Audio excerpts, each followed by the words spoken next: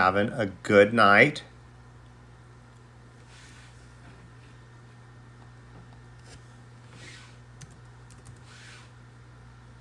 We are having our podcast on live tonight. We are just waiting for our very special guest to get here. Happy Saturday to y'all as well.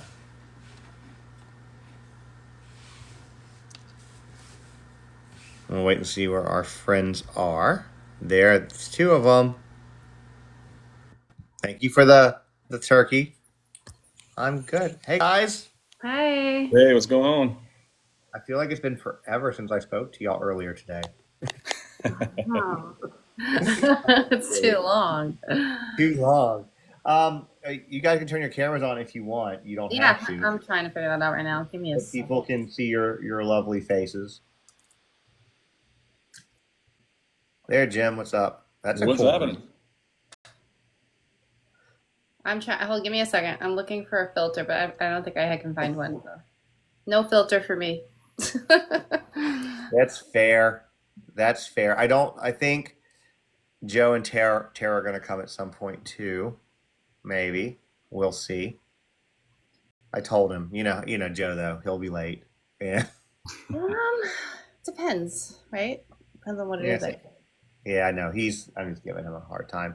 So what this is, guys, for those of y'all who don't know, you probably know who Nikki and Jim are. Definitely give them a follow. They're both trying to grow their accounts. There's Joe. He's like, I'm on. I just figured he got lost on the way here. So. What's up, buddy? It's coming. There it is. Hey, guys. Hey. What's going on? Not much. I appreciate you guys doing this. So for people who are just coming in, basically TikTok asked me, like TikTok live people asked me to do something they call podcasts on live. They promote it, things like that. And I said, after talking to them, decided that it would be a good idea to maybe bring these four on to kind of talk about the Gabby Petito Foundation, domestic violence, anything like that. Y'all can ask questions that are, within reason, obviously. But figured that would be a good topic because it's an important topic, and I want to make sure that we keep the foundation's memory, what they're doing alive, Gabby's memory alive, and continue to help them with the work that they're doing because it is. I talk to all of them pretty regularly, and it is a lot that they do. Well, if you don't like us, you can just blame Justin because he brought us on. Yeah, if you don't like him, if you don't like them, then you can just get the fuck out. It's Justin's fault.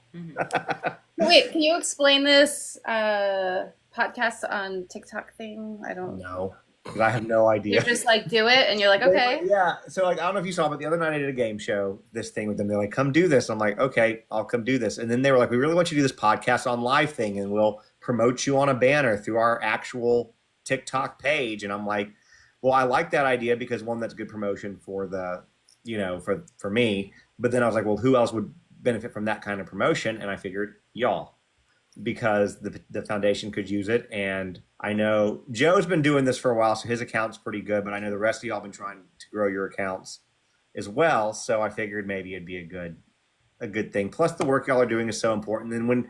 And also when we were in Vegas with Jim started like laying down a bunch of statistics that I didn't know and facts. And I figured people might want to know those statistics as well. And I know you know some too, Joe, because we talk about them all the time.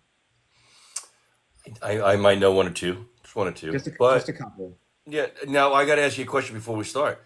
Is Vic to bed yet? And is Lisa going to join or not yet? Ooh, hold on. Let me tell her. Yeah, the answer is she just fell asleep. We were a little bit late because we were booking a trip because we're not having anybody up for Thanksgiving, so we figured we would travel. Oh, nice. Florida, maybe? Huh? Florida, maybe? No, but you did used to live there. Oh, you're going to New York, huh? Look at that. We're going to go to New York. Nice. We had a bunch of vouchers, and I have a bunch of hotel points, so why the heck not, Are you going to do the city or the island? Yeah, we're staying in Manhattan. Okay. Nice. Like right in Times Square because, she's car seat age, and I don't really want to deal with a lot of subway if I don't have to, and I don't want to deal with taxis and Ubers and no car seat, and so we're going to take a shuttle from LaGuardia to the hotel, and then that's it for the most part. Maybe some stuff during the day, maybe go down to take her to see the Statue of Liberty, and I know that Battery Park isn't the best area, but whatever. And yeah, that's kind of what the plans are. But Got I've been in New the York in a few years. It's a great city. You know that. Museum of Natural History is also great for little kids too. Okay, Oh yeah. yeah. Oh They got all yeah. the dinosaurs and stuff there, and all sorts of cool stuff. Yeah, Yeah, they that's used to really do cool. Night at the Museum. I got to sleep there. That's pretty cool. It was really cool. Yeah. Yeah. That's pretty cool. We somebody said something about the parade. Yeah, we looked at that already. Apparently, to secure your spot, you have to get there at 6 a.m. and that's not going to happen. So That's a long day Yeah, you know too. what? So I don't like to do the big events there, like New Year's and stuff. It's too crowded. Got to find bathrooms. And you got kids, man. They got to pee every 4 seconds. yeah, It's a thing. As you can So And you tell, don't we're really getting get to old. see the parade. Like, I mean, you're gonna no, be you'd so be far far back, away. you're not gonna really get to see anything. So one year when I was in college, we drove up from Georgia up to New York and stayed with a friend of mine who was in Brooklyn. And we were there for New Year's and we decided to go downtown for New Year's. And what was really funny, and if you've been there and you've ever done it, you probably know this, they block it off, right? Like Yeah. once it's full, they block off the sections. Well, the friend that I brought with me, he's like Indian, like from Indian. And so he decided to play into the stereotype. And so every time we got to a barrier, he goes, "Oh, my parents manage that hotel." And they'd let us in. And we go forward. He was like, "My parents managed that hotel." And we kept going forward. And the ball was like this big from where we were able to see it, but we were able to see it. Oh, that's awesome. That's funny. And it was funny. Then some Canadians were there, got him drunk on screwdrivers. And he cleared an entire subway car away from him when we wouldn't stop vomiting. Oh, Ooh. So fortunately, the person that we were staying with, she was a doctor, and so she had like her little bag. So she gave him a shot of Finnegan to stop him, and he went straight to bed. oh my God. And yeah, somebody wrote people literally wear diapers on New Year's Eve. Yes, they do. Yes, they Yeah. do. Yeah. I'm yeah, good. and I'm just not into that. I'm Not, good. not, Yeah. not I gonna do never that. wanted to. Living on Long Island so close, I was like, I can watch it on TV. I'm good. Thank you. Yeah, I did it. Well, you know, you get a better, and you're going to be warm, and you get a better view, anyways. Exactly. So I Maybe did there's it a once. hotel view. Like if you stay in a hotel nearby, I'm sure it's really expensive to stay Well, there. it's not that bad, especially because with the points, it doesn't really. The points are the points, regardless of the price. It appears. I've got almost 1 million Hilton points. So for when I used to travel all the time, and so I don't know what I'm saving them for, so I might as well use them. Yeah. Oh yeah. Enjoy them. So that's what we're thinking about doing. So, we just booked the flight, so I guess we are doing it. And But this somebody posted real New Yorkers would not go to Times Square on New Year's Eve. You are one. Yeah, that's what I was we thinking. were not real New Yorkers. We were young and in college, and we thought it'd be fun. The thing is, we showed up at like 7 o'clock, 8 o'clock, and just kept going You know through what? at night. You know what's fun in Manhattan? St. Patrick's Day. St. I'll Patty's. bet. St. Patrick's Day in Let Manhattan. me tell you where you got to do St. Patty's Day, though. Savannah, Georgia. Really? Really? Yes. I walked around the streets of Manhattan with a bottle of Patron and a straw. You're supposed to drink whiskey on St. Patrick's Day, not. Well, tequila. that's what I had, you know. So That's all I I got. was home with the kids. You told me to go. I was home with the kids. Well, Anyway. I mean, he didn't sound like a lot of fun. So I mean, walking around with a bottle of liquor. I mean, I would have do done the what you same gotta thing do. if it was reversed. So Yeah, seriously. Oh my gosh. Oh my gosh, y'all are too much. But it's gonna be fun. You can give us other recommendations. We can do that offline, I guess. But Yeah, absolutely. Mo's yeah. another one. You go to Museum of November. Modern Art. That's a good one. she wants to do the Bryant Street Hold on. Market. I know that's a big one for her. So Bryan Street. Gabby loved BOMA. I used to take her there all the time. She loved it. Yeah, that's a good one. Yep. Trying to think. Wait a minute. I mean, you Top of the Rock. You can do. I was Yeah, just we gonna did Top say of the that. Rock It's so once. fun. Oh my god, that was. We went on like the worst day ever. It was like gloom and doom, and we get on top. Like, oh my, it was scary. It was like the worst day. I mean, I thought the world was gonna end. That's how bad the day was, and we're on top of the rock. Boston, the Right. St. Patty's Day. I would buy that. You know what? So I went to Boston for a Yankees game, and I'm a bleacher creature. Like I don't do the bougie seats and stuff. Like I want to sit in the bleachers, and I was all in Yankee gear, me and my brother, and it was just an absolute awesome time. It's probably Yankee Stadium. Obviously is amazing, especially the old one, but. The Red Sox Stadium, man. There's a gate like every section. You could they shut off all the streets. It's a good time going to the Red Sox. Fenway's a game. great park. Yeah, it's a cool park. Real quick, Joe. So I told Alyssa, I said, Joe insists that you come on. And Victoria fell asleep back here, and so she carried her downstairs. And she goes, well, she goes, she's literally awake crying about teapots. And she goes, so it's not looking good for me. I said, why? She goes, well, I sang I'm a little teapot. Now she's upset because she says that she can't find her talking teapot. Oh my God. My Poor kids had thing. that. A little talking teapot. My girls had Yeah. it. I love how you can ruin a kid's day by giving him the wrong color cup. Yeah. Well, I'm aware. Ours got her day was ruined earlier today when we asked her to hand sand. She was like, I want one of these brownies. I said, well, you can have one if you hand sand. She died on that hill. She just wasn't. Did you get the brownie? No, she wouldn't hand sand. She was touching Good everything where we were, and she died on that hill. Yeah. I love the stories about like why did my kid cry today? And it's just like these most ridiculous reasons. I love it. Oh, I know, especially when she can be absurd. So we'll say, well, when you can. All right. So for the people who haven't been in here in a while, because I know, Joe, you come in fairly regularly, would y'all like to explain, whoever, what you guys have been doing with the foundation, all the stuff that's been done, and what you're working on, or whatever order of that you want to do or can do? Can we leave that to the president to start? That's me. Yeah, we'll leave it to you. Is Tara the president? Of my household, yes. She's the president of the Petito household. Yes. I work for her. I thought you look towards, like, when the president starts, I'm like, are you giving her the reins for the foundation? No. The president of the foundation. Yeah, we'll let her start. Yeah. Well, Is that'd that be me. Nikki? That would be me. I figure that'd be Nikki. I want to run for real president, though. I think that's what I'm going to do next term. All right, you go for it. Start raising money now. So we're doing so much. Right now, we're really hyper-focused on domestic violence, obviously, and prevention. So we are working, I don't want to say too much because it's really in the works, and we want it to kind of be like a surprise when it does start. But really, we're going to focus on the youth, but we're going to start with college-age kids. I call them kids because I'm old now, so college-age kids. And trickle down from there, but we really want to engage them through social media and, we're having a whole new platform, and it's going to be amazing, interactive. It's going to be free for everyone. Kids are going to be able to go on there and just do lessons and learn things. I don't want to say too much again, but we want every kid to have access to learning about domestic violence prevention. Wait, do you have a Wu-Tang shirt on? Oh, yes, I do. I love it. That's amazing. Sorry.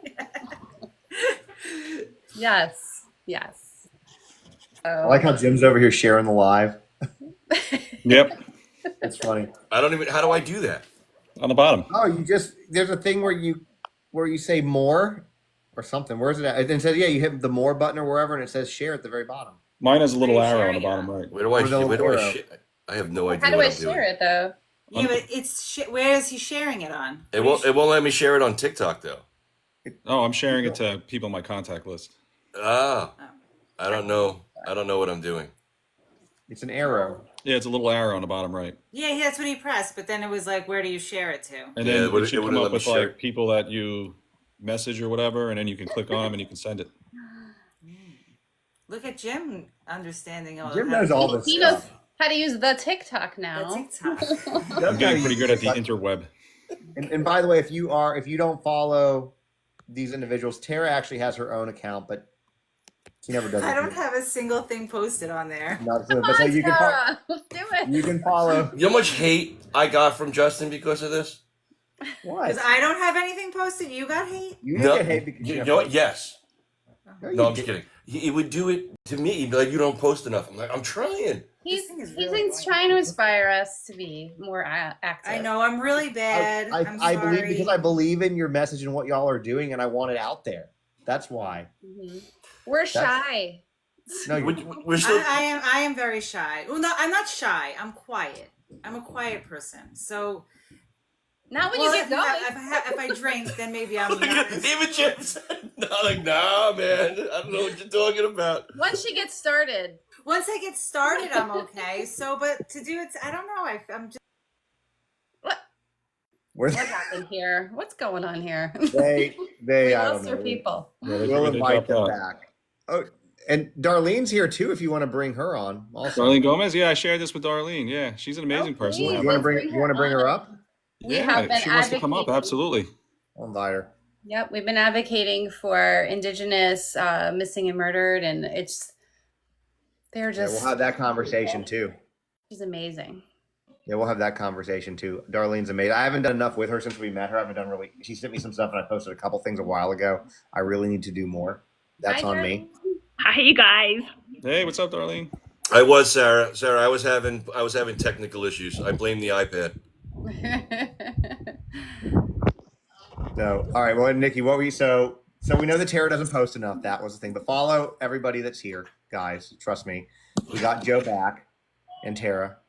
Somebody Hi, asked Darlene. Gabby's parents. Yes, So, we so a are couple of Gabby's questions for you with what you were chatting about, Nikki. Oh, Without saying too much, obviously say what you can say. But there are a couple of questions were there. When do you plan to have the new interactive site up, and what are you able to kind of elaborate on what kind of interactive? Somebody asked what kind of interactive. we want it to be kind of lesson based, where they're going on there. There may be. So there might be, say, for example, a scenario video, a very short kind of story, and then it might stop and ask questions in certain places. So like a teenager is watching, they might be asked about what they just saw. What are their beliefs about what they just saw? Like things like that. So that may be one way that it's interactive, but there's a lot of different things and ideas going on behind the scenes, and we're going to try and push it out within, I think, 8 to 12 months ish is our goal. That's pretty quick. Mm-hmm. Yeah. You in the scheme of things.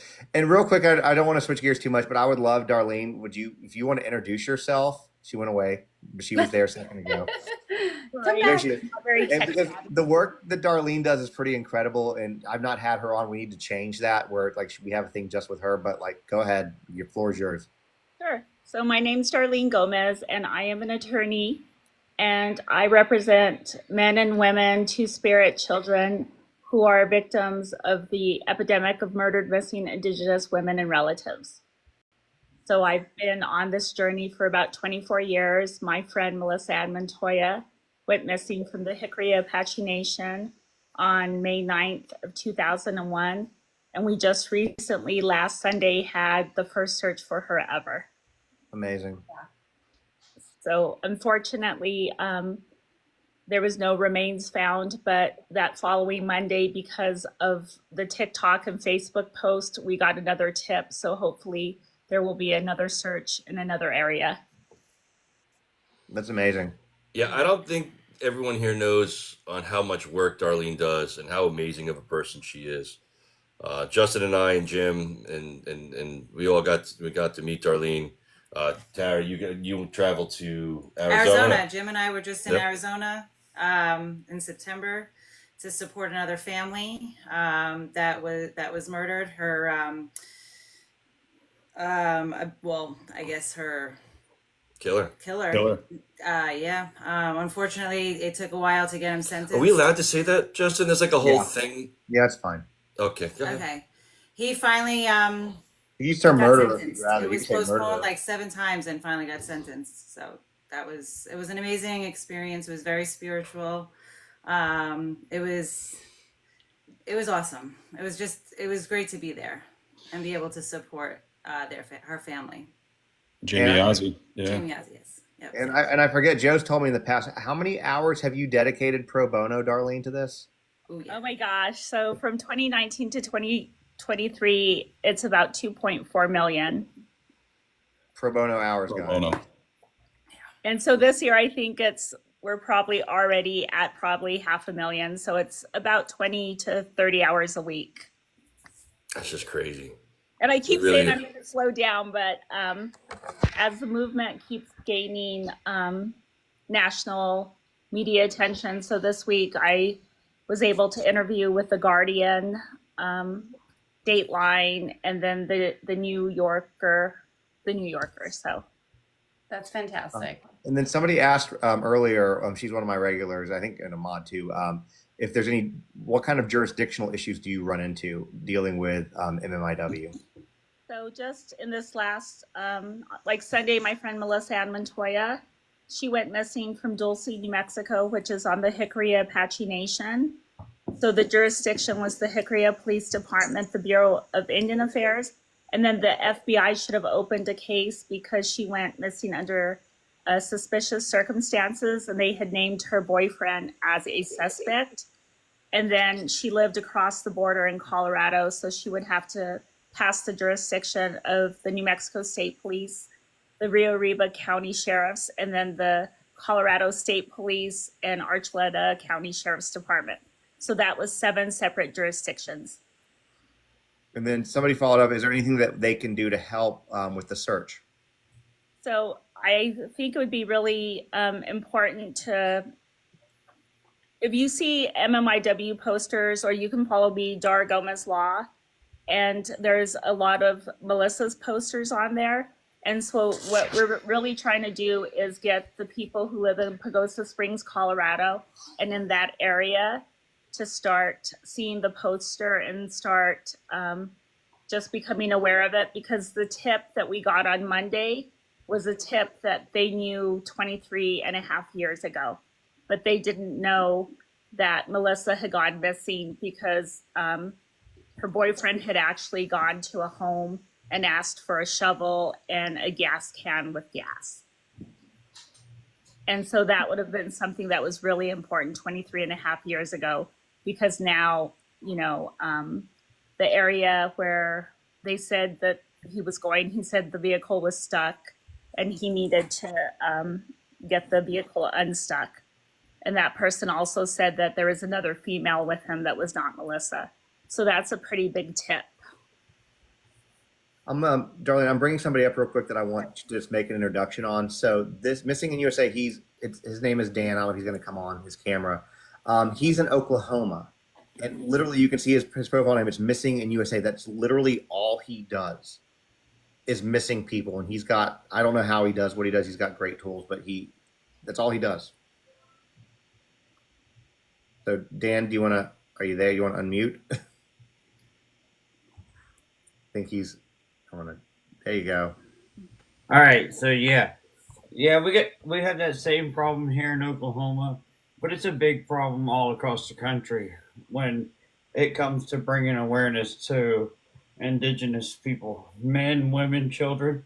It's a massive problem, and they get no news coverage, no social media coverage, nothing. Yeah. Talk about that for a while. Yeah. You know, just the statistics, and Darlene could probably stay them a lot better than us, but Indigenous women in particular, 85% of Indigenous women will face severe violent domestic abuse in their lifetime. 65% of them will be sexually assaulted. When you go to Alaskan Natives, those women, it's almost 100%. When you look at their, like the top causes of death for Indigenous women, murder is right up there, you know, with like heart disease and everything else. So, you know, there was a stat that Darlene told me that blew my mind, and it was at CrimeCon, and I heard the audience like gasp at it too, and that was, I guess you put it like on the reservation, you have a better chance of getting. I guess the term I have to use on this is S-aid. Does that make sense? Right? They know what that means. Yeah. Yeah. You have a higher chance of being S-aid than to go to college. Yeah. And the one challenge that we have, and I'm glad Darlene came on here. I mean, obviously, we can still have all the discussions, but what Darlene's doing with MMIW, it's let's just call it what it is. People don't interact with it. That's the issue with it, is that you see the content's out there, but when it's made, people don't interact with it. And that's where we really struggle as creators. That's where Darlene struggles. That's where Dan struggles. Because that's a group that needs so much awareness that people have no idea what's going on in that community, how difficult things are because of jurisdiction, because of lack of money. Because I think, didn't we have this conversation, Darlene, in Nashville about how, even on tribal land, keeping police officers because of the rate of pay is nearly impossible. So they leave, tribal lands and will go maybe to like, Albuquerque, or they'll go, to one of the more major cities. And so even having police to take it seriously, it's challenging. Well, and I think to go back to statistics, the Navajo Nation is supposed to have, I think, like 1,200 police officers, and they have 185. And so, like in the Jamie Yazzie case, there was calls about a woman screaming and gunfire, and it took the police almost 4 days to investigate that. And what really upsets me is they were blaming the family for not reporting her missing until like a week later. But if they would have just gone out and got that call, which should have been a priority 1 call, they may have been able to solve that murder that first day. And who was one of the people who made that call, Darlene? One was a police officer who lived down from where Jamie Yazzie was murdered. Yeah. Somebody asked, and I think I could probably answer some of it, what can we do as viewers to help with this topic? I mean, the first thing I'll say is everybody on this screen, give them a follow. That'll be the first thing. For anytime you see anything, I mean, really any missing person, but particularly Indigenous women, Indigenous people in general, repost it, share it, comment on it, interact with it, because that helps the algorithm pick it up. Mm-hmm. Darlene, the rest of y'all, do you have any other thoughts you want to add to that? I'd say call your local officials. I mean, not your federal, state officials, because Darlene, you can correct me if I'm wrong on this, but all of the funding comes from the federal government. It doesn't come from the state government. So calling your state or local officials isn't going to do any weight, other than the fact that they're going to have to bubble that up to the federal side anyway. So you call your federal officials, your states, your federal, senators and House representatives, because, the way the funding goes, I guess it's almost like, water coming down from the sky, and it hits a tree. There's so many hands out or leaves that are going to catch that water before it gets to the ground, man. And the ground is where you need those boots, and they're not getting that funding when it finally hits to where it needs to hit. And that's a great shame. Analogy. And I also think within the states, there's so many states that have task force. So in New Mexico, we had a task force, but then our governor, Michelle Lujan Grisham, ended our task force. And so we were the leading task force in the nation. And about a year and a half ago, she ended that task force. So the families really had to do that grassroots marching and calling the media. And they just enacted a new task force that came into effect about 2 weeks ago. But there was only 7 people from the old task force on it. So it was all brand new people who were on this task force. And then it was a closed meeting. So they've been having all the meetings closed and only allowing the families to speak for anywhere between 3 minutes and 10 minutes in a public comment phase. So the families definitely believe that all their meetings should be open and that family members should be a part of that task force like it was in the past. Darlene, people have been also asking, I've seen it a few times, is there a website or something that they can go to help donate for this cause? Sure. I have on my law website, it's dargomezlaw.com. They can donate to either individual families, to the law firm, or they can donate to Medicine Will Ride. But there's also national organizations that you can look at within your area. And I think oftentimes it's really nice to reach out to families and just give, Staples cards so they can make flyers, gas cards, cards for McDonald's, because you have to remember about 99.9% of the families that are looking for their loved ones, everything comes out of their own pocket. There's very little funding for victims of MMIWR. But simply just repost the stuff that you put up, Darlene, and the stuff that Mike puts up. I mean, I can't speak. Oh my God, Missy puts up, because when you see a story, that's someone who needs help, someone that is trying to find their loved one. It's. I think it's.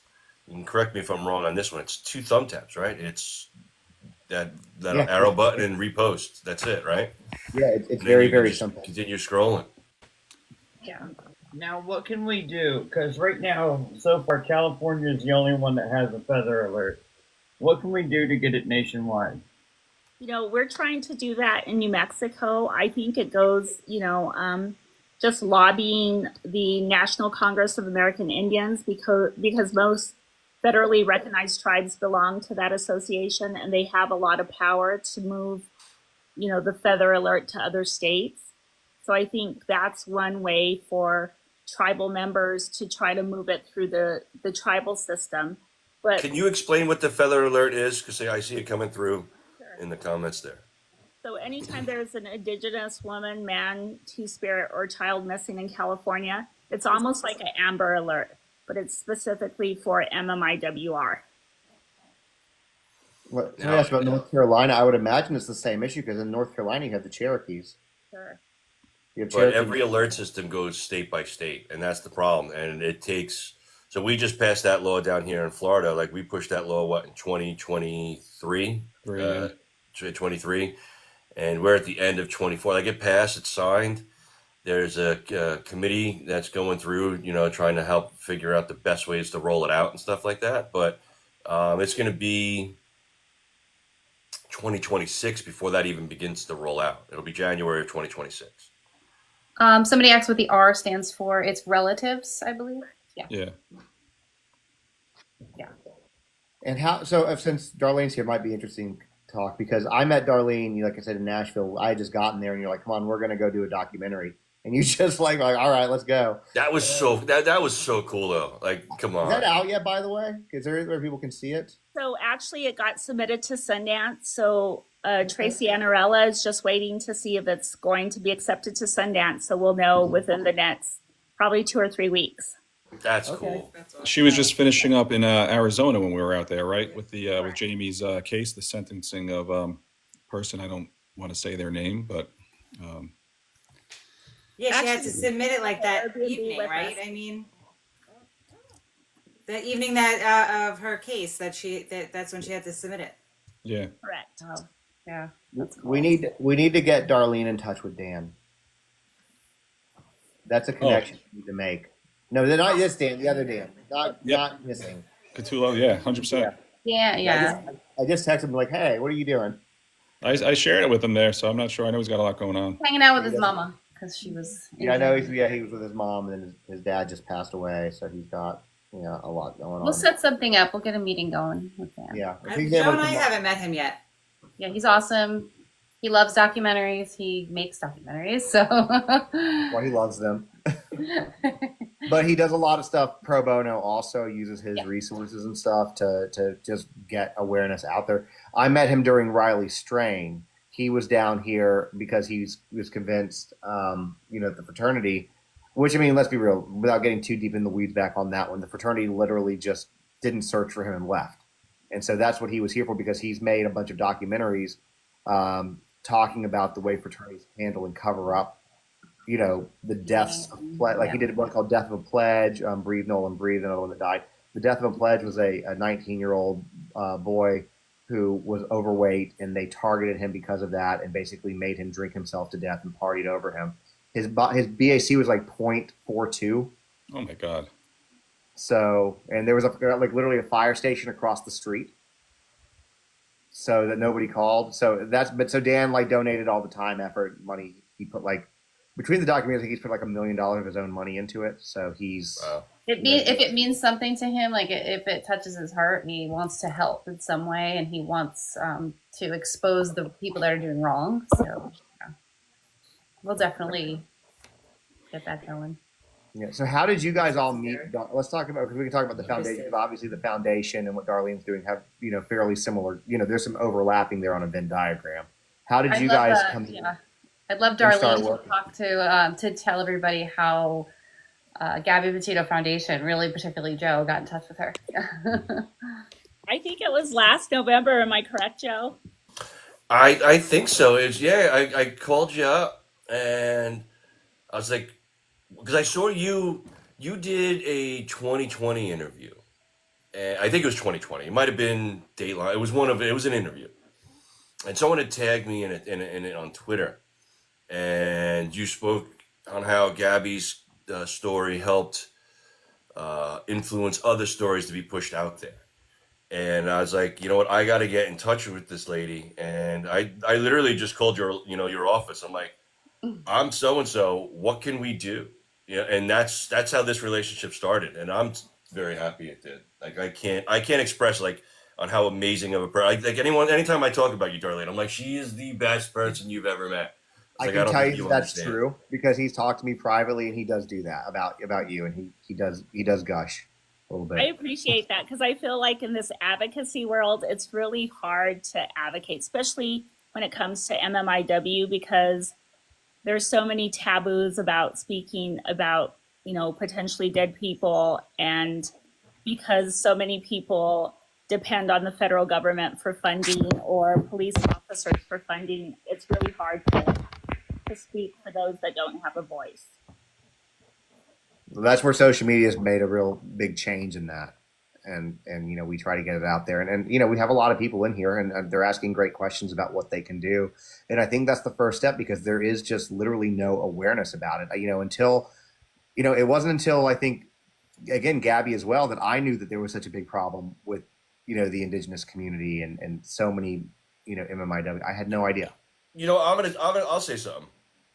And Justin, you and I had this conversation because I remember I asked you to do a story for someone. I forget who it was for. It was like 2 years ago. And you're like, I'll do it. I'll gladly do it. And yeah, I think you did do it. Of course But you're like, it won't get the traction that other stories get, and we can't seem to figure out why. You know what I mean? And that's really the issue is that it just doesn't get shared enough. I don't know if it's enough likes or something like that, but that's really what it is. And we have the same issue with people of color, too. Yeah. Unless they look like Gabby, it's or they're a kid. Or It's they're one a of the kid. two. If you're like 12 or under, it really doesn't matter the color. You'll get shared a lot, especially if you're like 6 or 7. Like everyone will share it. But if you're 14, 15, 16, you're a runaway, drugs, Mental health. there's so many classifications, and you shouldn't be labeled a runaway unless you found that person and they verified, yeah, I ran away. You know what I mean? Like that shouldn't be a label. It really annoys me when a kid it's a runaway. They're a child. They're not running, like they're missing. So why are we not looking for them like a regular missing person, like a kid? They should be Amber alerted. I don't. Well, here's the thing.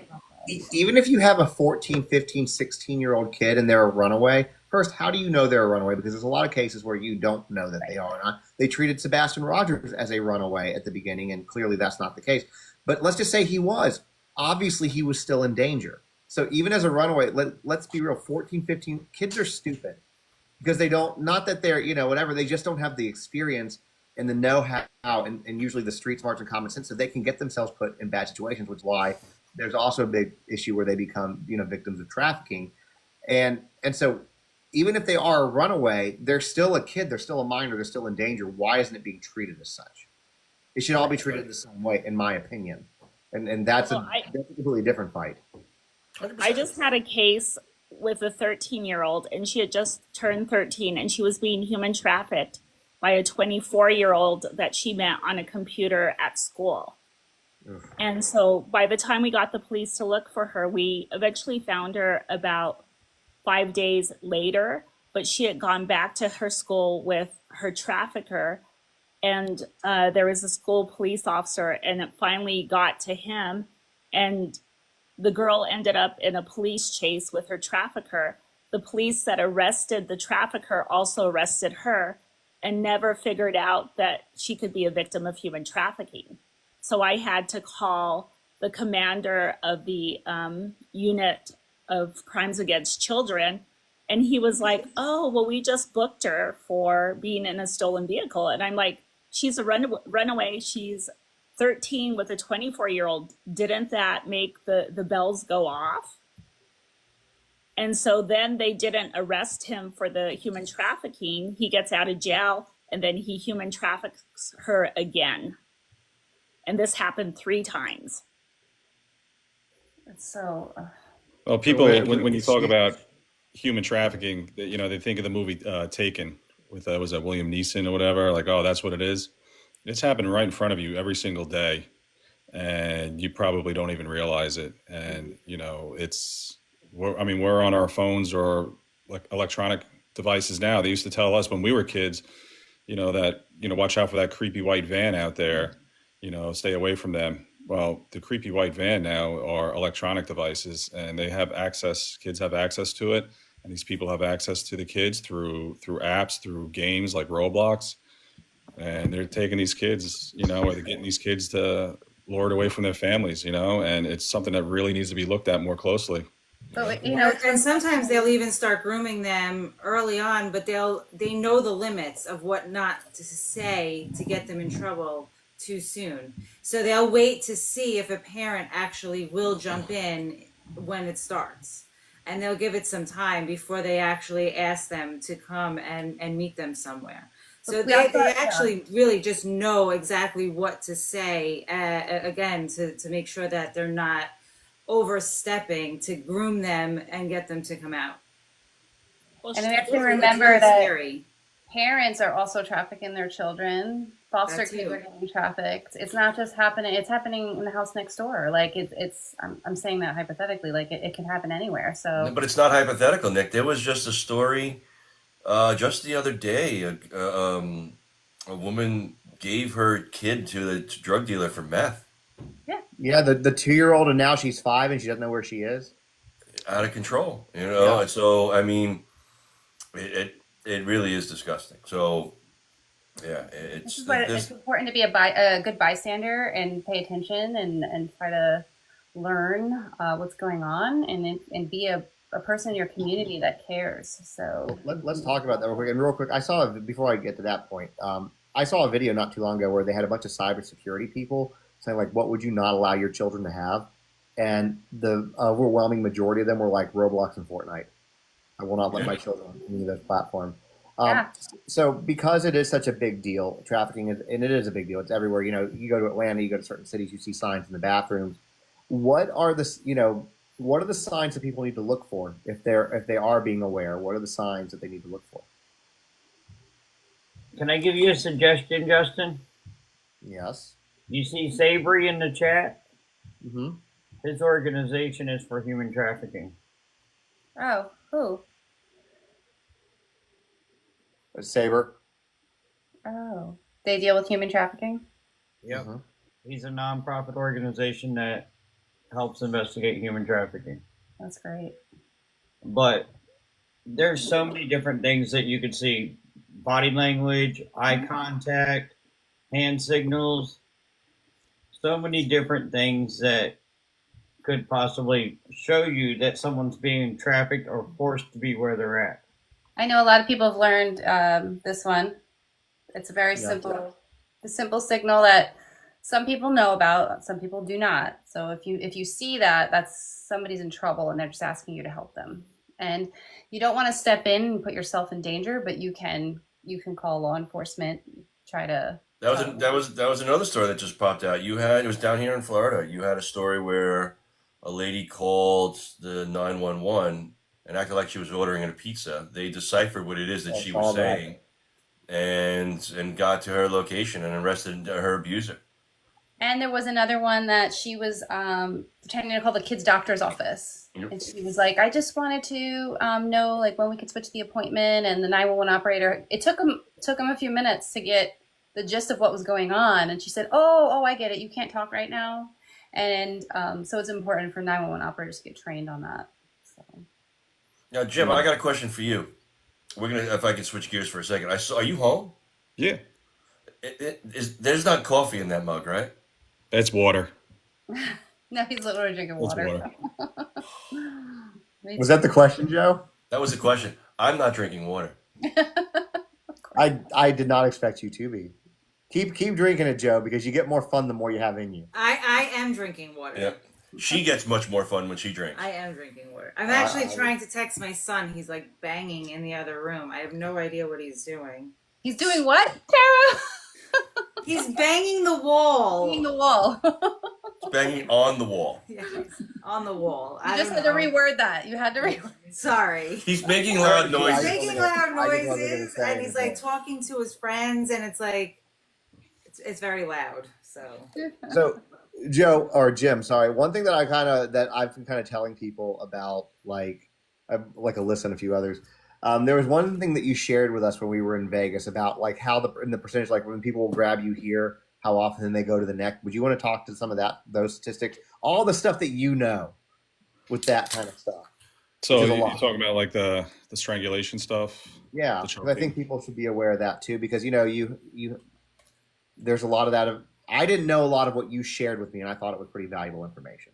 Yeah, so obviously we know that was the way Gabby was taken. So it took a little while, but there's a really good organization out of California, Alliance for Hope International, and they have the Training Institute on Strangulation Prevention. And so, I started researching them and realizing that they had a tremendous amount of programs that they offer for DV, training for police, law enforcement, fire rescue, and one of them was the Strangulation Institute. So started taking some of the classes. Very difficult to sit in them, but really learned some mind blowing statistics about it. And really, the way they describe it as it's really the perfect crime because how personal it is, how up and close it is, and how prevalent it is. I think 18% of the DV homicides in the U.S. are strangulation related. Oh, hold on one second. About to have the dogs bark. Hold on. Jim wrote a program for first responders. I mean, and if you want to get into that too, Jim, because I'm not gonna wait, man. I'll stall. Well, I'll say this. I'll help you stall. Jim, for people who don't know, has been a first responder for what 20 some odd years now. So he's definitely qualified to speak on it. Sorry about that. The dogs are about to go crazy. We stalled for you. It's okay, Jim. I appreciate it. So I've been I'm not on the front lines anymore, but I've been a first responder for 25 years now. The last 3 years I've been working in an office. So firefighter, EMT. I was a boss in the firehouse for a long time. And I never really received any training when it came to DV. So this really I looked at it as a way of how do I take the world that I've known for 20 plus years and, what our family's going through now and kind of bring them together.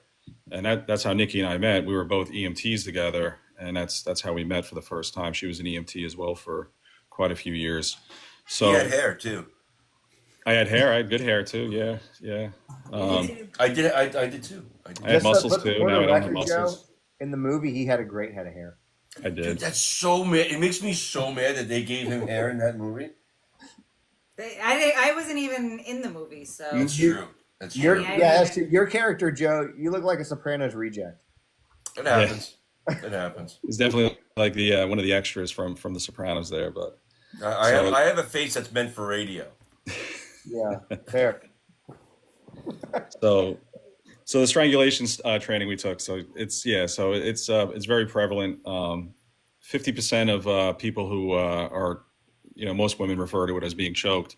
They never have an external mark on them or anything, but what can possibly happen from them, they can face some grave results of being choked, and it doesn't take much pressure at all. So the neck is very vulnerable, and so things like we try to train law enforcement and even our firefighters and medics out there that if they respond to one of these calls and they're, the woman is saying like, they grabbed my face or like the neck region, you kind of want to get them, try to be trauma informed with it, but you want them to try to tell you the best they can how, or what did that look like? How did that feel? What can you tell me? What can you remember? And a strangulation victim, because the brain, it needs oxygen. And it's the one organ in your body that needs oxygen more than anything. And that's exactly what they're doing. They're just restricting the oxygen to your brain, and it takes very little pressure. So just on the outside of the neck, your jugular veins, which take deoxygenated blood from your brain back to your lungs and your heart, it only takes about 4.4 pounds of pressure on that to occlude that. And that causes a lot of intracranial pressure and can start to cause some problems in the head. The carotid arteries, which are kind of right in here on you, that pumps oxygenated blood up into your brain. It only takes about 11 pounds of pressure to fully occlude those and to prevent oxygen getting to the person's brain. And so I think the average male grip strength is somewhere between 55 to 75 pounds. So when you think 4 to 11 pounds, it's really nothing at all. And so most times it doesn't leave a mark on them. A lot of times they have severe memory loss. So the best way that I can describe it is if you can take every single thing that happened to them and write it down on a piece of paper, and then take that piece of paper up and fold it up and rip it up into about 40 pieces and just throw it. As things starting to come back to them, they slowly get like a piece of that paper and start putting things back together. So they don't look like or they don't appear to be a reliable witness because they can't remember certain things. And then oftentimes, if they don't receive treatment, if we're not aware that the signs of severe internal injury are so subtle, and we're not asking the right questions and getting them to a hospital of definitive care for some definitive testing, they could potentially perish from those injuries days, weeks, even months down the line. They can suffer from strokes, seizures, carotid dissections. The list goes on. So, and it might not even be right away. So it's something that's very prevalent. It happens often. A woman who's been strangled even one time by an intimate partner is at a 750% higher chance of being murdered by that same person. So it's not a matter of if, it's when. So they do it once. Somebody just posted, I'm sorry to interrupt, but I just don't want to lose it because the chat keeps going. She said, my ex was charged with strangulation, but they dropped the charge because I couldn't say what hand. And that's the problem. So Jim goes around teaching first responders this stuff. You know what I mean? So if you're a first responder, fireman, EMT, and stuff like that, and you want him to come there and train it, he can set that up. Just email the foundation. We can do that. There's a Senate bill that we did here in Florida called SB 1224. It's a lethality assessment. We're working, like I said, on how we're going to roll it out here. So we just voted on. We were on the committee, and here's something cool that's going to happen. A lethality assessment is going to be done. It was voted on in the procedure. I don't know if it's going to be finalized, but one of the things that was really cool that came from it was the lethality assessment, once it's done, will be sent to the prosecutor's office for arraignment. It can't be used in anything else, but at least it'll give the judge and the prosecutor a little bit more of an indication of what possibly transpired or what's been transpiring. So follow that bill, and if you want that bill to be in your state, call your local and give them that number. It's 2023's SB 1224. I think it starts around line 3072. I could be wrong on the line. You'll see it. It starts the domestic violence side. But if you want it in your state, you could literally use that as a blueprint to move forward in your own state, and we would help out with that too. Yeah, we're doing it next in New York. So going back to that one statement that someone else wanted us to talk in Georgia about. Get it done in Georgia. So Utah did it. Los Angeles uses a lethality assessment, which is really good. So yeah, these are programs that could help with domestic violence. What were you about to say, Jim? No, I was just going to go back to that one question before where the girl mentioned that she was involved in a DV relationship and the strangulation charges were dropped. 90% of people who are charged with strangulation, it's either downgraded or dropped from the beginning. And it's a felony in most states, but less than 10% of them are actually charged with a felony for strangulation. So yeah, it makes sense. So we're hoping that because of what just happens here in Florida, we're hoping that number will change. Yeah. So that's why we'd like to get it in other states to the same thing, so it could change across the board. I like to boost about the Maryland Network Against Domestic Violence's program. I'm a fan of that program. Florida, because it's a copyrighted program, we have to do a tad bit differently, but and then we got to do it for the entire state. You know what I mean? So it's what's best for the state as a whole. Not everywhere has as many domestic violence shelters and programs as Florida has. You know, we're fortunate to have what we have. I think just really too is just making sure how, like Jim was just saying, how dangerous being strangled is. That it's never for sexual pleasure.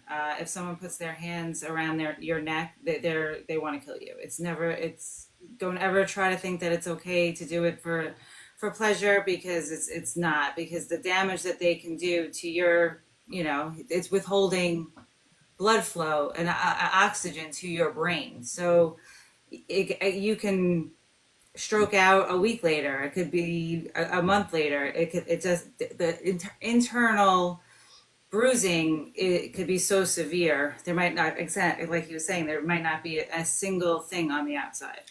Yeah. The thing that blows my mind is the distinction that people forget between strangulation and suffocation. You know what I mean? Like if in Gabby's video, again, I haven't seen the whole thing, but she held her hand up to her mouth and nose, where restricting airflow is restricting airflow. You know what I mean? So, I mean, you can hold your breath for, unsurprising, maybe a minute, you know what I mean? But you're still restricting that air to get in, to give to your body and to your brain. So either holding it here or choking someone is still choking someone. And then you have to think about it too, when a police officer goes on these calls, they have to understand that sometimes they're not, the victim is not going to have the bruise. The victim is not going to have defense marks. The perpetrator is going to have them on them. Abuser. The abuser, yeah. So Same thing. Sorry. Same thing. I'm sorry. I want to. we Nikki and I just did a TikTok. I mean, it was back in September. There was a call. She called. She called, and there was the body cam footage. And she kept telling the officer, they wound up arresting her, but she's the one who made the call, and she kept saying, and she was hysterical, and he was all calm, because that's normally what happens. But he choked me out. She kept saying, he choked me. When the police officer went to him, he was like, oh, I see you have a bite mark right here on the inside. Yeah. Mm-hmm. On the inside. Oh, she's the abuser. She's the abuser. And we're going to arrest her because he had a bite mark. Meanwhile, that's where he was choking her, and she was doing it to try to get out, to save her life. So I think that's the other important part. That guy could probably have bench pressed about 425 pounds because his arms were like the size of my thighs, and she was probably 110, 100. Something like you that. have nice thighs, though. And you have nice calves. I don't know how to respond. I do have great calves. He has great calves, especially when he wears his red high heels. Yo, they look fantastic in those heels. Don't lie. I don't think they did that at the walk this year, right? I mean, you're in safe space. We might have. I gotta look to see on the board when it was, because I might have missed it. We traveled a lot. I know. And you were away for so like they all do of this. September. So safe space here. I mean, I think they do it there. It's an event that they do across the country. It's called a walk a mile in her shoes. Ellie's like, "What is this?"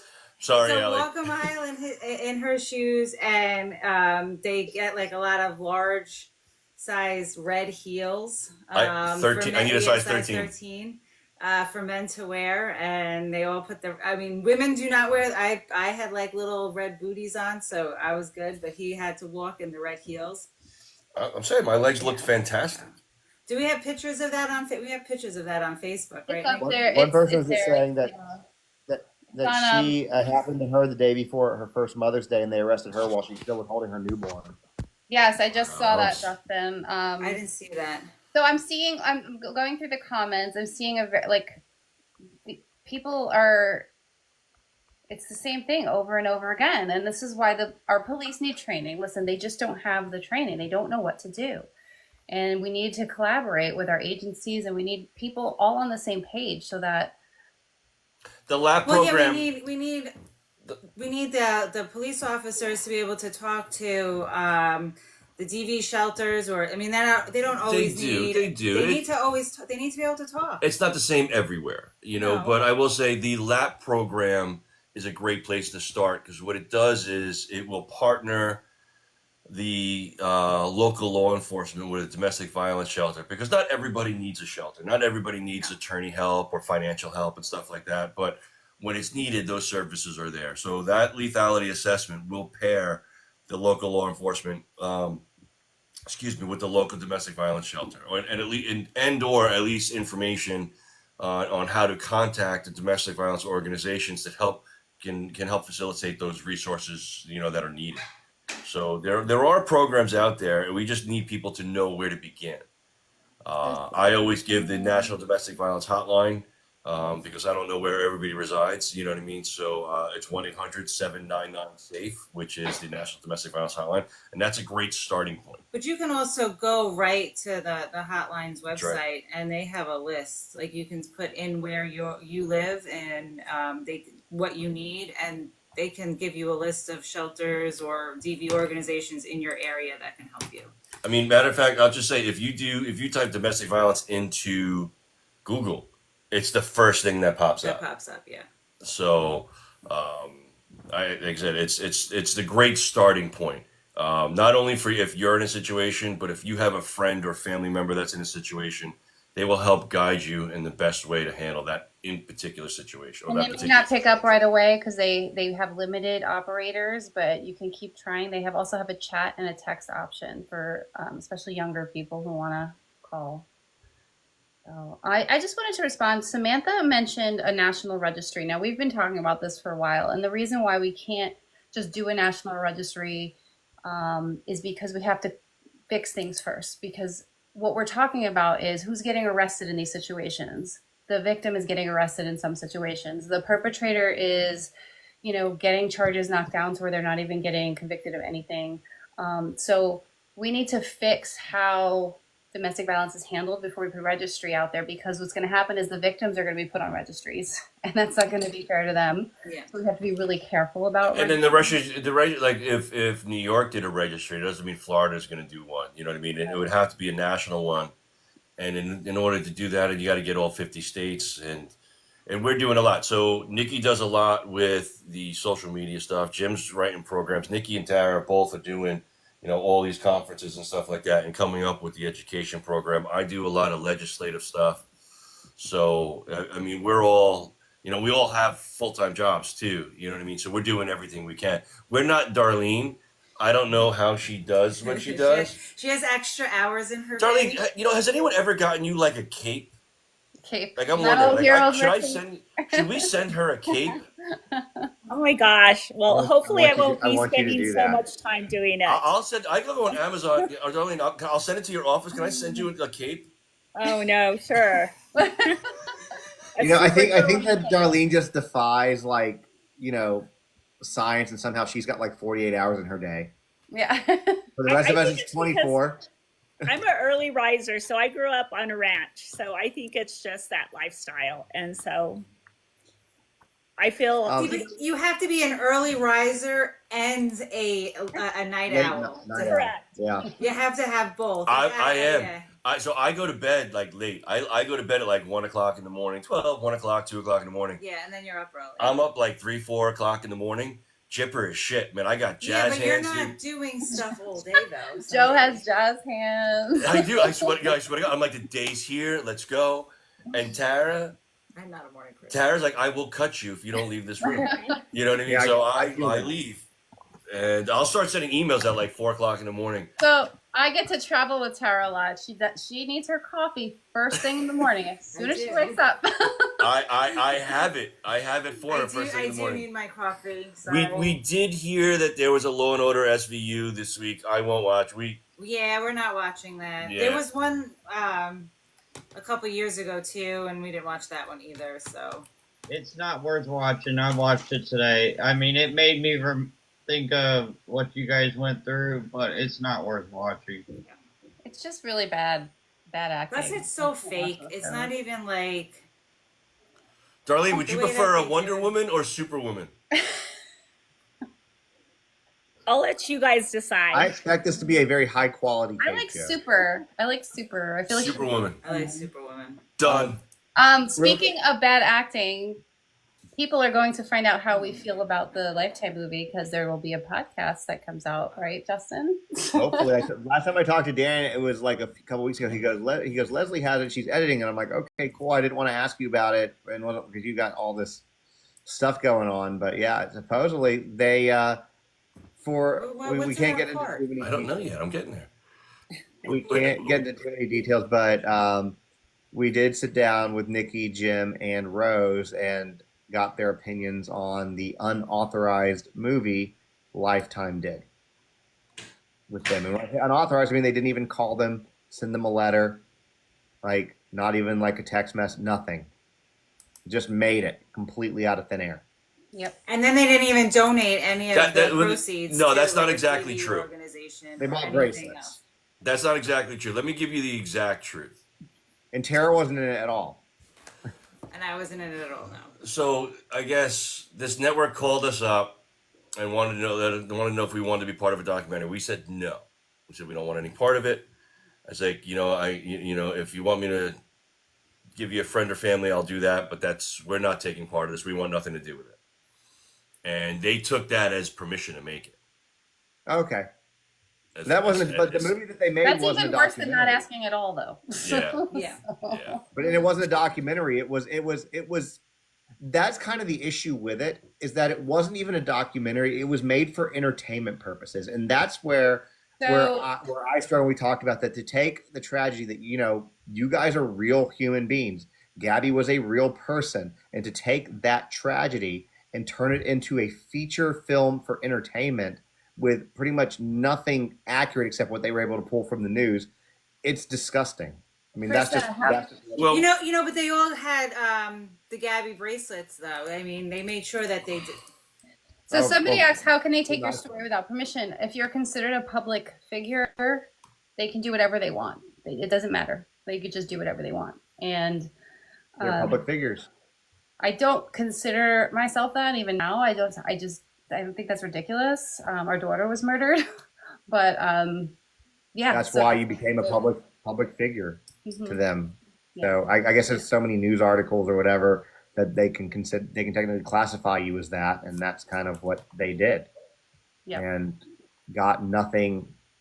And that was part of the reason we can't get into too much of it right now, but part of the reason our goal is for this podcast, and for those of you who know Dan, you'll understand this, is we want to hold Hollywood accountable for what they're doing and make it better for people who have to go through this. Because, unfortunately, the Gabby Petito story, which is really not about anything but her name, they're not the first victims of Hollywood doing this, and they won't be the last.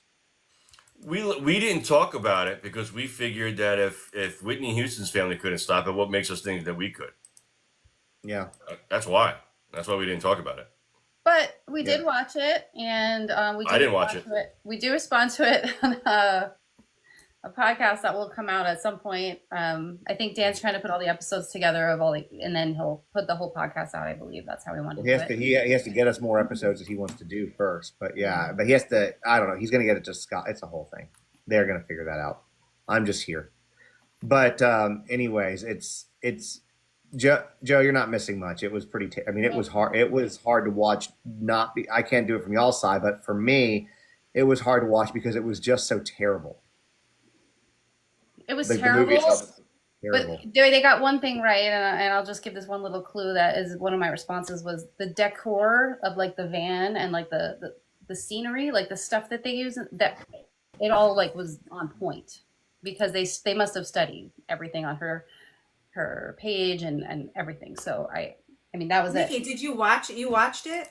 I had to watch it as homework to do the podcast. Yeah. Oh, okay. And that's why, and we can tell you this: the only people that were okay with their characters were Jim and Rose. They were both very happy. I thought that's what Nikki was going to say. The most accurate part of it was how handsome her husband was in that movie. Like, because it was like a real life portrayal. But I'll take that. It's not allowing me to add her address. It's not. I'm really trying here, Darlene. I swear. Oh no! It's not allowing us to add your address to Amazon. But I think I got it. You have to add it, but don't make sure you don't make it the default address because Jim has done that before. No, well, if you start getting my shit, Darlene, just send it back. Yes, Joe is shopping for a cape stuff right that's now, coming from you guys. Joe is shopping for a cape. That's what he's doing right now. It's done. Joe is buying Darlene a cape because she is a superwoman cape. Oh, you guys are so sweet. Is it like a high quality cape or like Halloween costume cape? Oh, it's like a Halloween costume. She doesn't let me spend any money. Real good high quality cape. Yeah. So. Listen, $2 limit though. Oh my God. Jim, there's another statistic that's going to be an uncomfortable one for a lot of people to hear, going back to kind of talking about domestic violence. And I guess, Joe, you could answer this too. I know y'all all know the number. The percentage of police officers that are abusers themselves. It's a high number. But you know what? See, here's the thing. When you look at that profession, and it's how they're trained, the same thing with military. If you look at the highest rate of professions in terms of the top three, right? It would be police officers number one. Number two is prison guards. What are they? Correctional officers is two. And then third is military. You know, all three of those positions, you're taught to maintain control.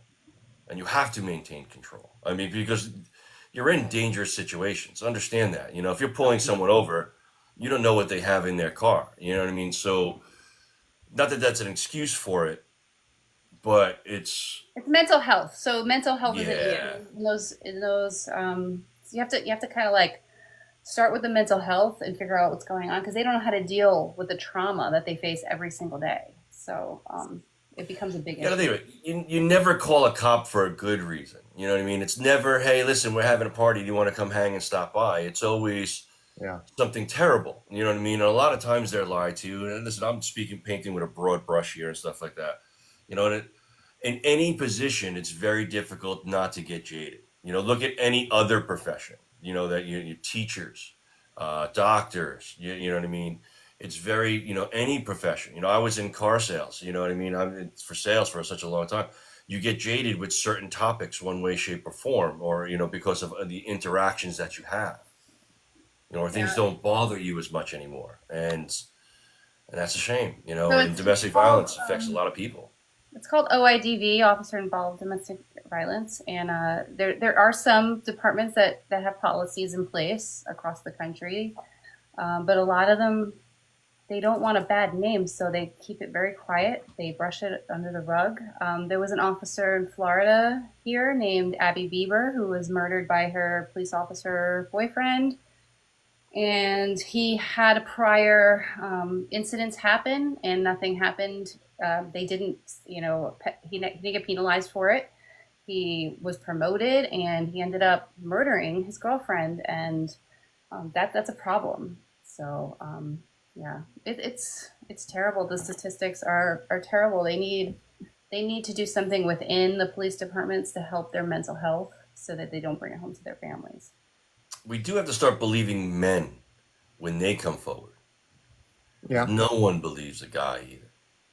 You know what I mean? And I'm not saying, listen, I was raised old school, but when a man tells you he's being abused in one way, shape, or form, many people will laugh at them, like it's like they're trying to be funny. And we don't have the right numbers because they don't come forward, and they're not reporting it. So we don't have good statistics on that.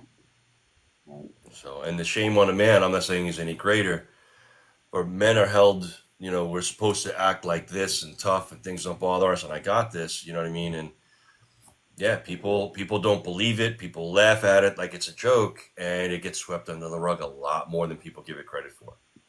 Yeah. I believe that.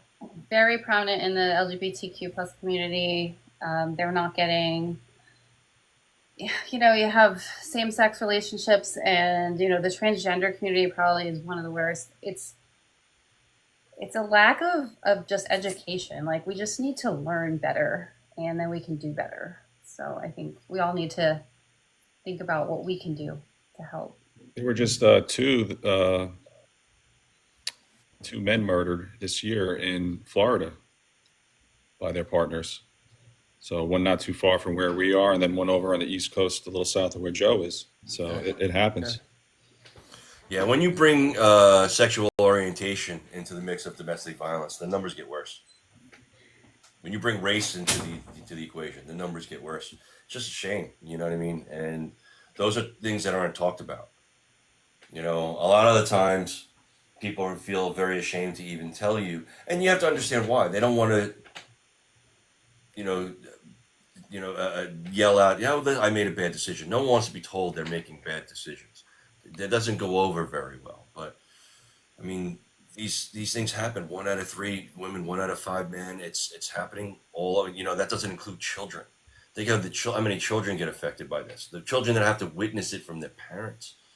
And they grow up where it's normal and they perpetuate the cycle. It's not. Unfortunately, a lot of them don't know that it's not what they're going through is not normal, and then they really can't do anything because they can't come forward at all for the most part because they know they'll get taken away, and that's scary. There was this is different type of abuse, but there was this has stuck with me for the last like year and a half, 2 years. My wife shared a story where I think there was a girl on TikTok that was sharing that her dad had SA'd her for so long that she didn't know that it wasn't normal until she got to college. Yeah. It's terrible. And it's because they're brought up in that environment that's what they know as their norm, and it's kids, it's a completely different. I think that those numbers have got to be grossly underreported for kids. And then you go to areas like Darlene. Yeah. So I think, two things. One goes back to I currently represent a woman who has been in a really bad domestic violence relationship, and they took her child away. But every time she kept trying to get resources, there was no resources in the community. And so because this child's grandfather was a tribal official of a tribe, they kept using that and filing paperwork in the tribal system. And because she was non-tribal, it just became this huge nightmare. And so she was being punished for being the victim. And I actually called Jim about it because I'm seeing judges who are just re-victimizing the victim. And so I think that's an area that really needs to be changed. And then as far as my friend Melissa goes, like she knew the day was going to come when she was going to be killed and murdered, but there was no resources at all for her. At that time, the nearest domestic violence shelter was like 3 hours away. That's the problem. There's more than double animal shelters compared to domestic violence shelters. More than double. Wow. 1,400 to 3,200, I think the number is. Yeah, and talking to Darlene about that, that's basically Alliance for Hope also runs the family justice centers across the world. Actually, they're a worldwide organization, and the Family Justice Center is wraparound services for a victim from beginning to end, from having law enforcement right there working with them, people from the DA's office in there, mental health professionals, advocates, shelter services, transitional housing. They do training with judges. So everybody who comes in contact, our opinion, anybody who comes in contact with a domestic violence victim somewhere along the lines, if they make that phone call, that first phone call might be to 911. Those 911 dispatchers need to be trauma informed and understand domestic violence, right down to law enforcement. Law enforcement responds. Now they realize maybe there's a medical issue there. Well, our firefighters and paramedics need to have that training as well. ER staff, everybody along the lines, and then having that continue all the way on up, right into the legal system with DAs and judges. I know Darlene has talked about this often. A lot of times you get these assistant district attorneys and stuff that come in. They're not there for very long, or they get in because they're trying to move on up and out. So there's a lot of turnover there. But just ensuring that we're giving continuous training to them, because it's important. It just takes one bad interaction along the way, and it just dissolves any trust or any hope for that person to get out of that situation. So everybody needs to be trauma informed. And here's a stat. I'll give you a stat. Ready for this one? I'll give you 3 actually. So there was a study done by the Office of Justice Programs back in, I think it was 2013. 67.7% had prior contact with a local criminal justice system. All right, so that means when a person is murdered, they're the killer. 67% of the time, that person who was killed had prior interaction with the criminal justice system. 64.5% were known by local police, and 48.3% had prior incident reports. Those are the statistics. So when you see a death from domestic violence, there's a 50% chance that there was a prior incident where the police were involved. 50-50 chance. We, as you know, Joe, a few months ago, we were trying to work on something behind the scenes that never came to fruition.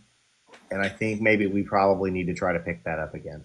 Just maybe us doing it. People on this panel and trying to see if we can run it from there, to bring more attention to the MMIW community and people of color, men that go missing, all that. And Darlene, are you coming back to are you going to the Crime Con again next year?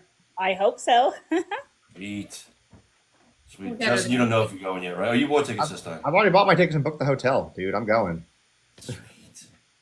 Wow. And I don't Justin, know if I'm getting a booth though. Okay, that's fair. Did you apply You to can hang out get? at our booth. I think you can hang out at. You know what? You can go live from our booth. All right. Oh, I like that idea. See? I could also, That's a good idea. what somebody told me I should do is I should try to apply as a creator, and maybe they'll give me some. I don't know, but I Yes. can maybe do that. They have Podcast Row. They do. Yeah, Well, we'll work it out. We'll make everything work. yeah. I'll just tell them that you're recommending me, and then they'll give me something. I'll say Yeah. Joe said. We want to have. I think we want to get power in our booth next time that we go. We want to have a TV going for missing person flyers and stuff like that, and Yeah. and some resources and stuff that people can That's a leverage. great idea. Because that's Dan, are you going to that next year? What, Crime Con? Yeah, in Colorado. You could. Did you go to the podcast one or anything? What they had one recently. What was it? Something. That was the cruise. The cruise. They just I did was the hoping cruise. they would No, I'm invite not. us to the cruise. I know, right? I want to get invited to the European one. I Like wanna go be see, go different. check out Europe. Yeah, there's one in London, isn't there? Yes. Yeah. Yeah. Yeah. The different Just tell me you want to be different invited. people I'm sure run they'd it invite though. you. Yeah. I don't know. I'm sure they'd invite you. So for the foundation, just to let people know, obviously, Darlene, it was Dar Gomez. Is it dargomezlaw.com for yours? Yes, and then it's also MMIWR.org. MMIWR.org if you want to learn more information or donate. And then, of course, obviously, there's Gabby Petito Foundation.org. And, you hear kind of what they're doing all behind the scenes with full-time jobs. And they're trying to keep these programs, everything they're building, free for everybody. That takes donations. That takes, effort from people like you guys, if y'all are able to do that for all of these programs to occur. But the other thing I will say that I can speak firsthand on is if you want to get a little bang for your buck, if you donate to Gabby Petito Foundation, go check out their merch. They only use Darlene's nodding, she knows. Like the stuff that they use, when it gets cold, if it ever gets cold here in Tennessee, because it's been running like 70. It's kind of cold right now. Don't lie. It's like It's 60 the by you. 60s. It was like in the 60s this evening. It's not that cold. That's kind of cold. All right. Well, you're in Florida, but anyway, I live in the hoodie. Is my point? It's like you got the hoodie's amazing, and Yeah, so I like It is comfy. Yeah. It is comfy. So actually, the one with the dragonfly on the back, that was Joey Jr., our son's design. Yeah. He did that one. So, and he actually he has it himself, and he wears it all the time to school. My favorite product or item is it's a windbreaker. It's a Champion windbreaker, and it is oh, that's cool. the best. It has a hood. My son loves it. My husband has one. They love that. It's like the favorite item on the store. Yeah, Jim always rocks the hats. Darlene, He's got the hat. can we get a shirt that can to help promote the MMIW, Nick? Can we Sure. make one up for that? Of course That would we be could. great. Absolutely. Yep, we could do that, and we'll do like a campaign, and it'll be to raise money for you guys. Yeah, You would do that. let's do that. Yeah. That would be really cool. But the reason why, I mean, we're fully donor based, guys. The reason why we ask for donations is because we don't get grants or anything from the government. Maybe someday we will for our programs that we're developing, but we do need, and every little penny counts. And when we say like Jim is going to travel and do trainings and stuff, there's some smaller places that can't afford to bring us in. So we would like to provide those services to people, right? So we need the funding for those kind of things, and that's why every little bit counts. And we really appreciate everybody. It's been Yeah, amazing. Nikki and I were just in Wyoming, Laramie. There's an amazing organization in Laramie. It's called the Save Project. and we went out there to speak at their luncheon. And because we were there, they sold out, which brings more Wow. funds. Yeah, so it brings a lot more funds to them just for us to be there. But it costs money for us to get there to speak for them. So again, every dollar counts, and it just helps us get us out there too to speak, do these speaking arrangements, and gym training, and just whatever we can do to try to help. Gabby her name is known. Her name is known everywhere. So just getting us there, like we were just in Texas at the Heights, which is another family justice center. They're amazing. We all got matching tattoos together. Yeah, we all got matching tattoos when we were there, but we spoke at their luncheon as well. Yeah, I can't like twist my arm around them. Yeah. I'm glad you have blue in yours, Nikki. I'm glad I didn't put mine on my wrist though, because I have a ghost on my wrist, and then it would have been like a booby, and that would have been bad. Yeah. That's what I got. I have the ghost. Yeah, so Jim's got the booby. Yeah. But the bee represents, when bees work together for the greater good, right? They're making the honey, right? So that they have at the Heights down there. I loved how she explained it, and I said, "Let's all go get bees. We just want to be part of your family," and we did. We got tattoos. You did. It's true. That's awesome. Yeah, because a bee can't work alone. Mm-hmm. They can't make honey by themselves. They need the whole family. The whole hive needs to work together, and that's kind of how the Family Justice Center works. Everybody needs to work together, like law enforcement. The prosecutors, the advocates, they all, everyone that's on here, even the same nurses. Everybody needs to work together to help. But everyone that's on here is just the same because these stories don't get out there without you guys sharing them and reposting them and doing the stuff that you do. So none of that would be possible. So thank you to all of you. And everybody every time we do a live, I notice a lot of survivors in the comments, and I want to thank you all for sharing. That's extremely brave of you to do that and to speak out. Your voice is powerful. If you feel comfortable doing so and sharing, your story may help somebody else and inspire somebody else to get out of that situation. So, and anybody, I know there's some in there too that are still going through it.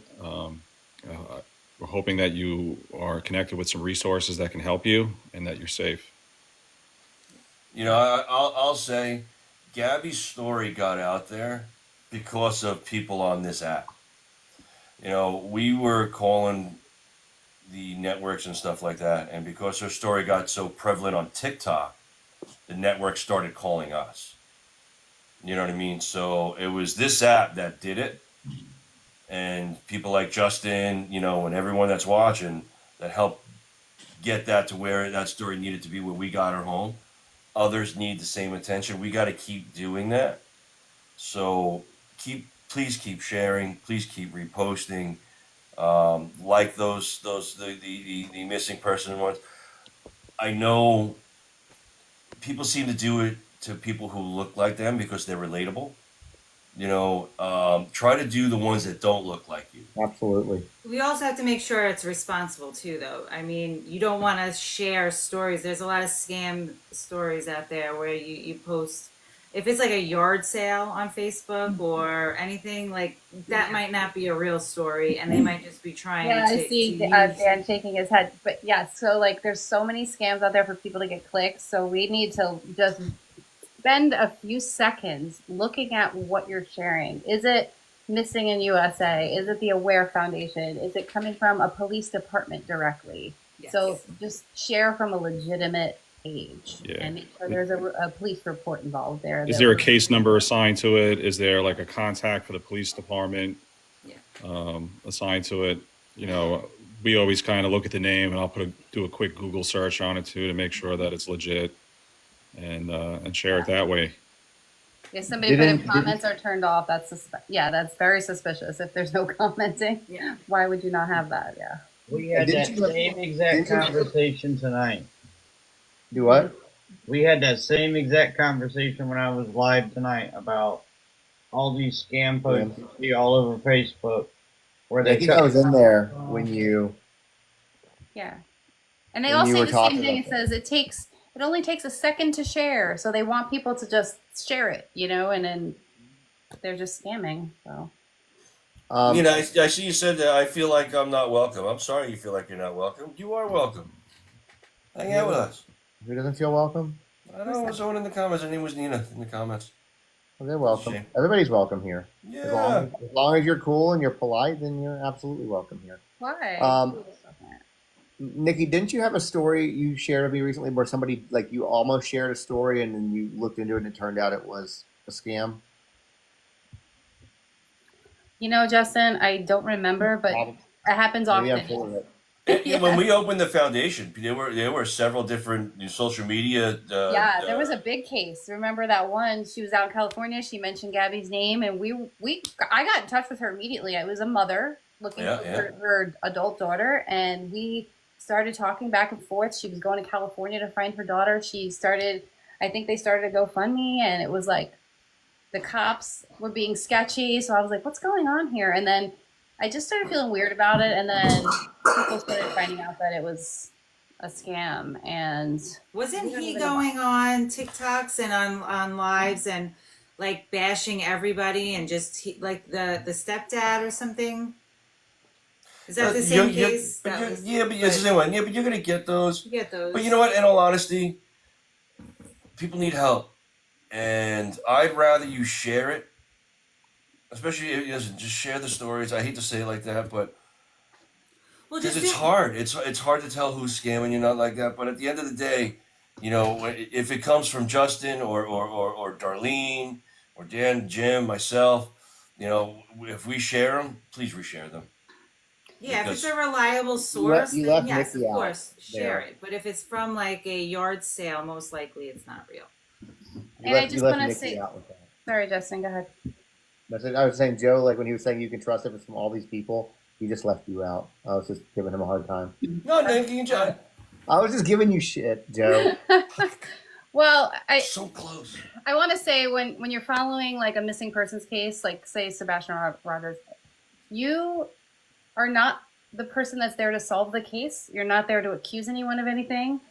If you want to share the flyers, if you want to help in some way, you want to go volunteer on searches, that's your job. We're supposed to find the missing person. So I get really upset when I see people bashing the family and making things up and just accusing people of things. Like, that's not what it's about. There's still a child missing, and that's the focus. And I don't know why. Don't re-victimize the victim. Yeah. I don't care what their past is. I don't care. Just if their child is missing and they need help, that's the main goal, is to leave the other stuff to the police. Yeah, and when someone's missing, you're being cordial and nice aren't exactly as a high a priority as finding people. I said things, I guess, in interviews. Thank God it wasn't aired. And I'm like, oh, thank God it wasn't aired. You know what I mean? But because you get angry, you're the person the most important person in your life, other than your wife. Or, I mean, just as important. I don't know how to say that the right way. That's fine. But they're missing, but your loved one is missing. You're going through a traumatic. You're not sleeping. Your body is not. Your brain is not right. Nothing is right at that moment in time. All you're doing is trying to focus on trying to get your loved one home. And there's not like a missing guide book where that they just how to act. And sometimes your emotions get the best of you. So I think it's just really trying to focus on your loved one and trying to not focus on re-victimizing the victim. I did put up a little what to do if your loved one goes missing kind of checklist for just to help people just know like the logistical parts of it, like what to do in the beginning when someone goes missing. That's on the website, GabbyPetitoFoundation.org. But you don't know how you're going to behave, how you're going to act. You don't know how other people are going to act. You don't know if the story is going to get shared. You just got to do what you got to do. And you want the stories to get shared. And sometimes that's the frustrating part, is that no one's sharing your story. And you don't know how long it's going to go on for. I mean, we consider ourselves lucky. We got Gabby home in, like a week and a half, 2 weeks, whatever, how many days it was.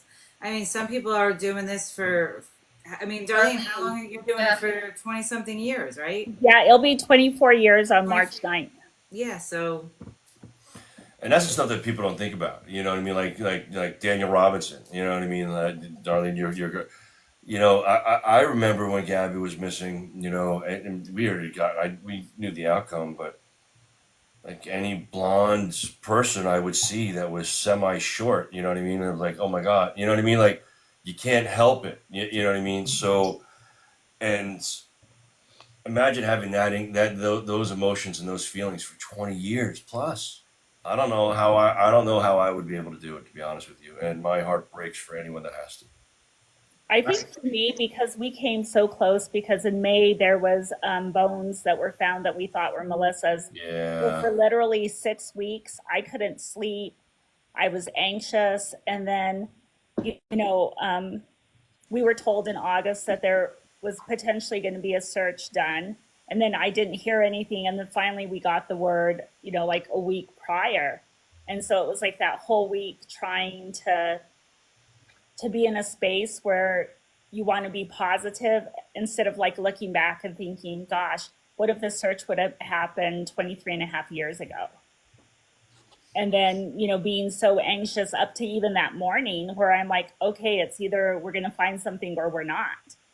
And then coming down from not finding her and then spending like a week of your body trying to catch up with rest and with eating, and then everybody has a full-time job, so then I come back to like 3 hearings, and so it's just trying to balance that, and then having to call her siblings and say, look, they didn't find her, and then to immediately come back on Monday and have a really good tip, so then we're hopeful again, like this could be another search that maybe might find her. Yeah, I was fortunate with my job. I called my boss up. I'm like, hey, listen, I'm gonna need a couple days, and he's like, no, you're getting 12 weeks, and that's just the end of that. And it's like, if we need more, we'll reevaluate at that time. You know, I'm very fortunate to work for a great company, so I can't.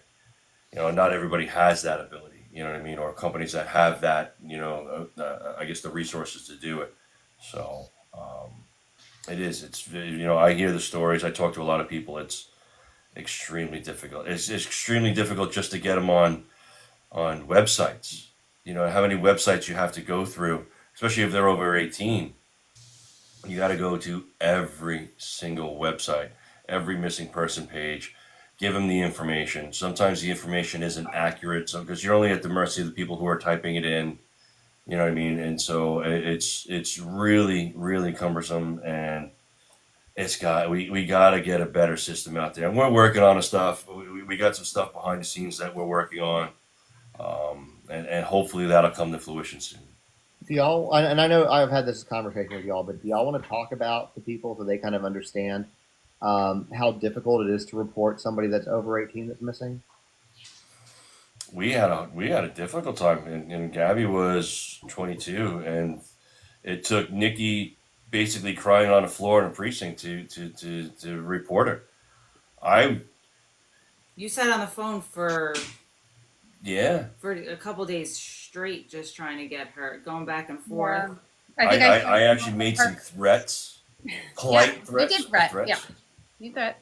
I don't I blame started you. calling the parks on Thursday, and by Saturday, we were just frustrated. I was like, I'm going to the precinct and just going to try in New York.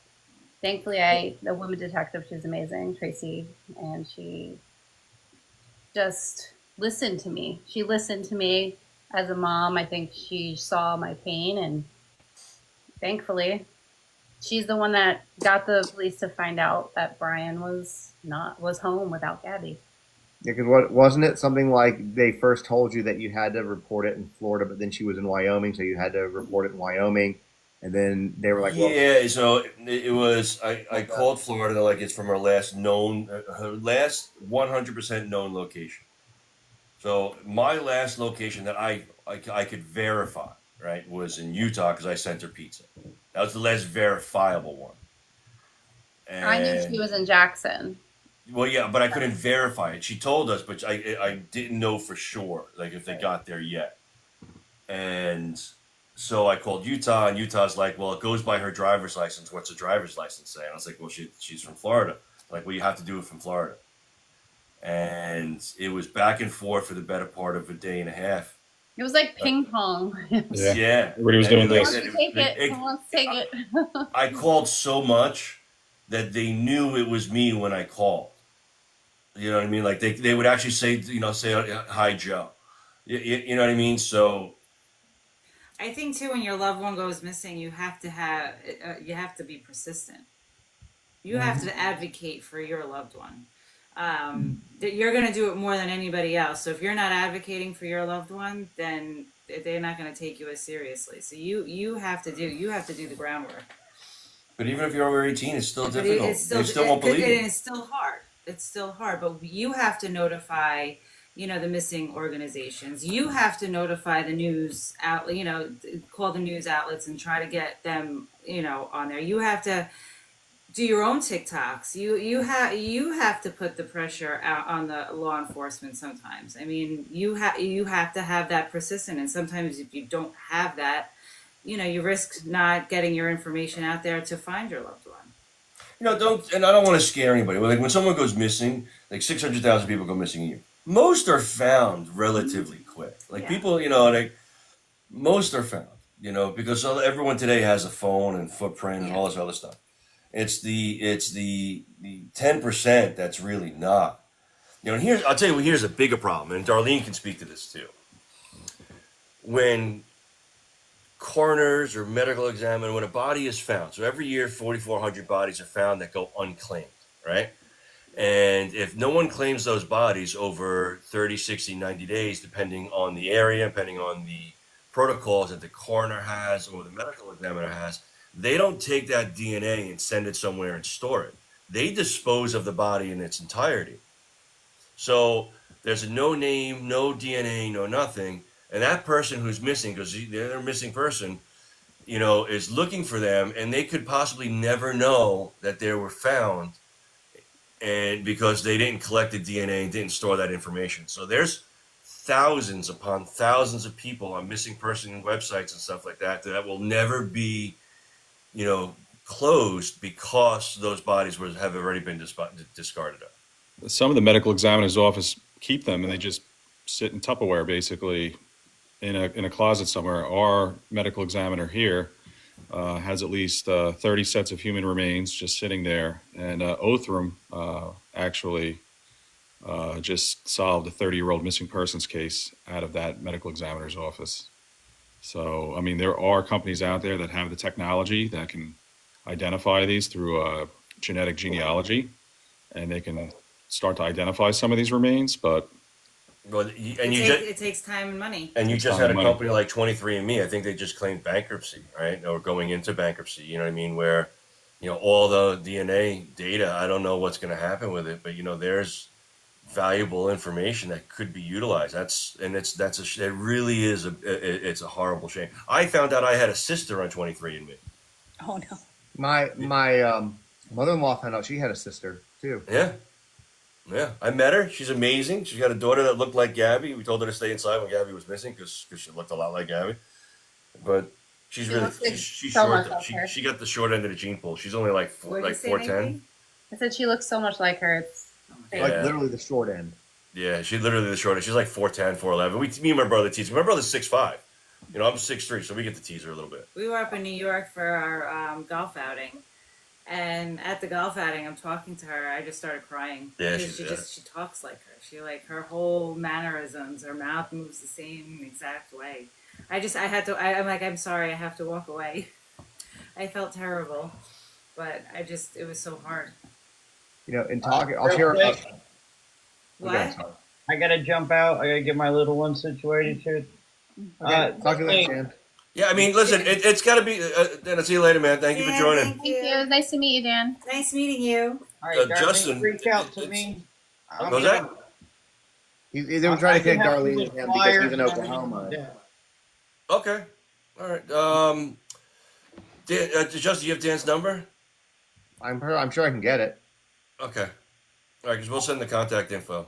I have Darlene's contact info too. I know you have Darlene's. I always send Justin videos. I'm like, Justin. And I do see what them you even should, if I like absolutely. forget to Talking respond. about stalking, I'm like, No, keep put it in. keep doing it. Fine.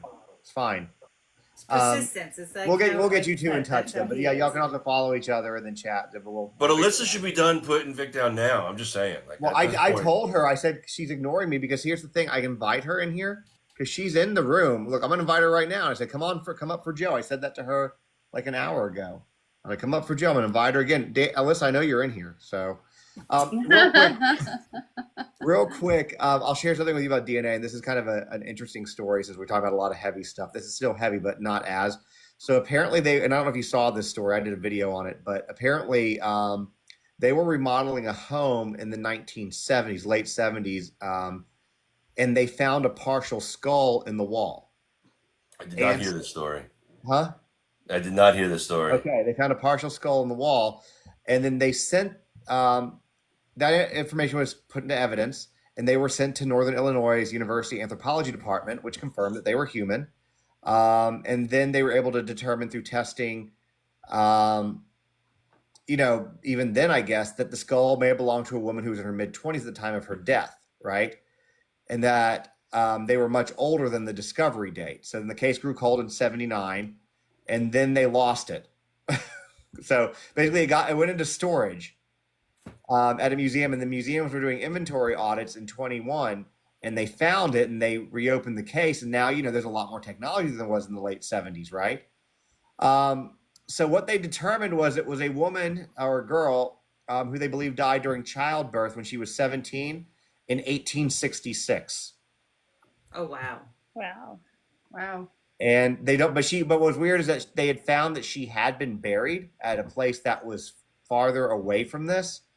And that she was interred in Lake County, Indiana, and she was found outside of Chicago.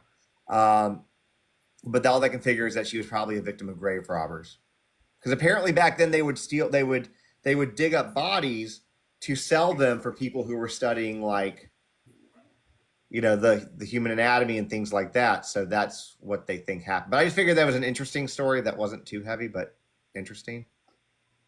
Yeah, that is interesting. 1866. That would scare the shit out of me, man. You're opening up a wall. Next thing you know, you find a skull.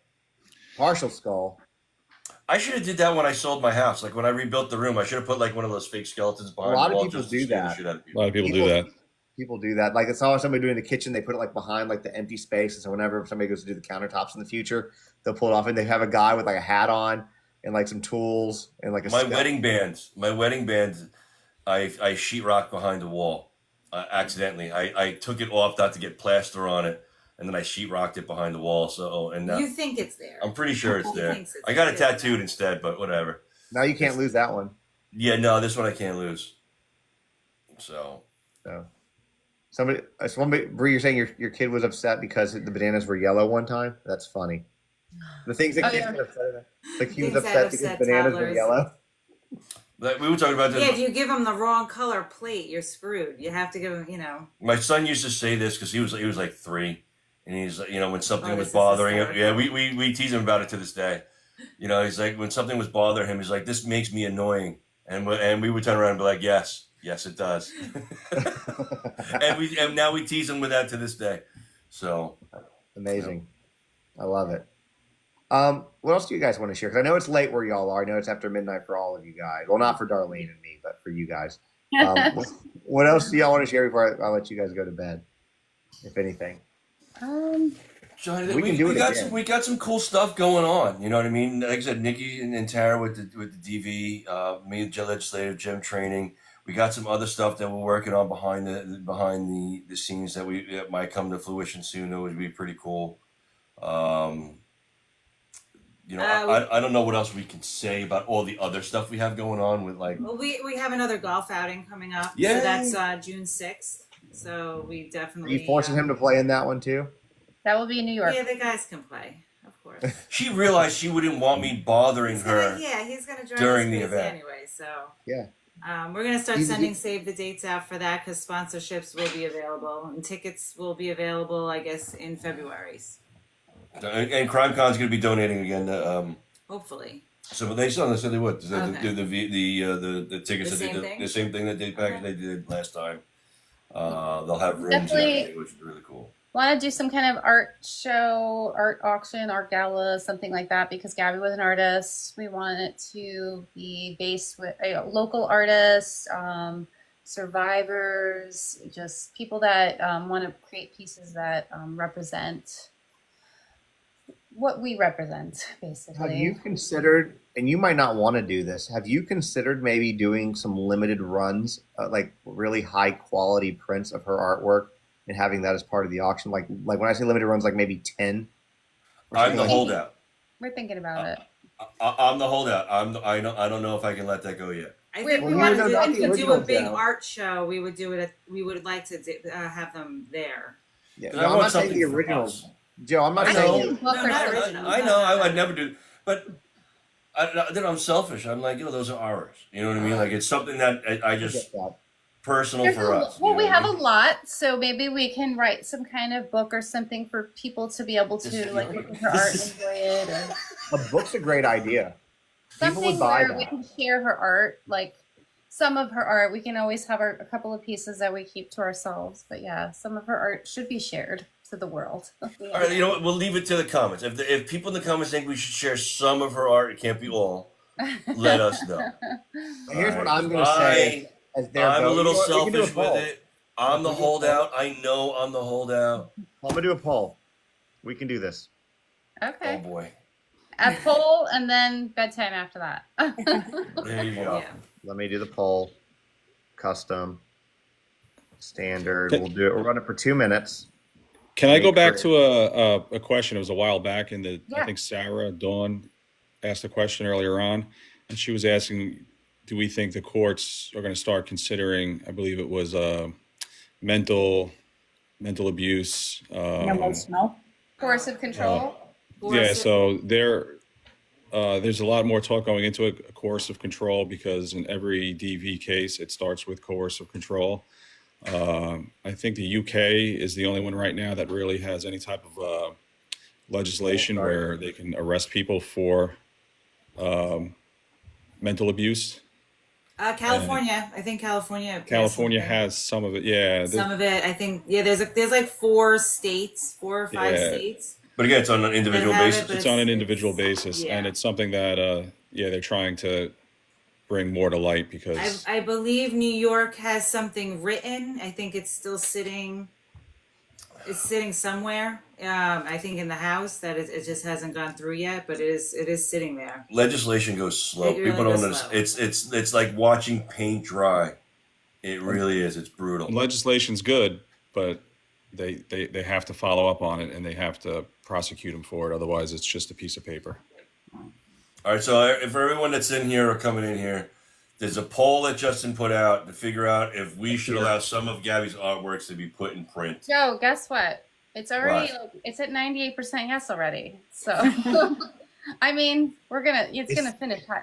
I think we should do like you said, Nikki, some type of like book of her artwork. I like the and- book, and I think for auction, pick. This is my 2 cents. Pick a select group of 5 pieces maybe, and do like really high quality runs, or Yeah. you guys can sign it or something like that, and auction those off, and that's going to be the only 5 that are ever produced outside the original. Yeah. And then I think that because when you have something that's that limited, her artwork gets seen, and you could do the book too. I think that that's great because, and what my argument to you, Joe, on this is that, from what we know, she was trying to put her life online, be a vlogger, share what she was doing. So, sharing artwork that you do, that's I expressive. said it was selfish. Yeah. I'm But just you know saying what? that if she was She somebody that was putting inspired herself so out many there, people. Yeah, right? Like she inspired so many people. I think it would feel closer to her and her spirit by sharing what she created. I mean, all her stuff is so crazy and beautiful, and I definitely want to. Carrie, we will definitely keep the originals without Yeah. a doubt. Yes, I'll never no, get rid of them. never getting no, rid of yours. I said high quality prints. Yeah, they need to keep the originals. Now, real quick for you, Joe, we had 83 people vote. and 1.2% of people said no, and 98.8% of people said yes. There's a So couple you're people telling me on the there's a side. chance. There's one person on his side. You're telling me It could there's be a him. chance. It could be him. So you're telling me there's Carol. a It was chance. Carol. Yeah, that's how I got her to marry me. You're telling me there's a chance.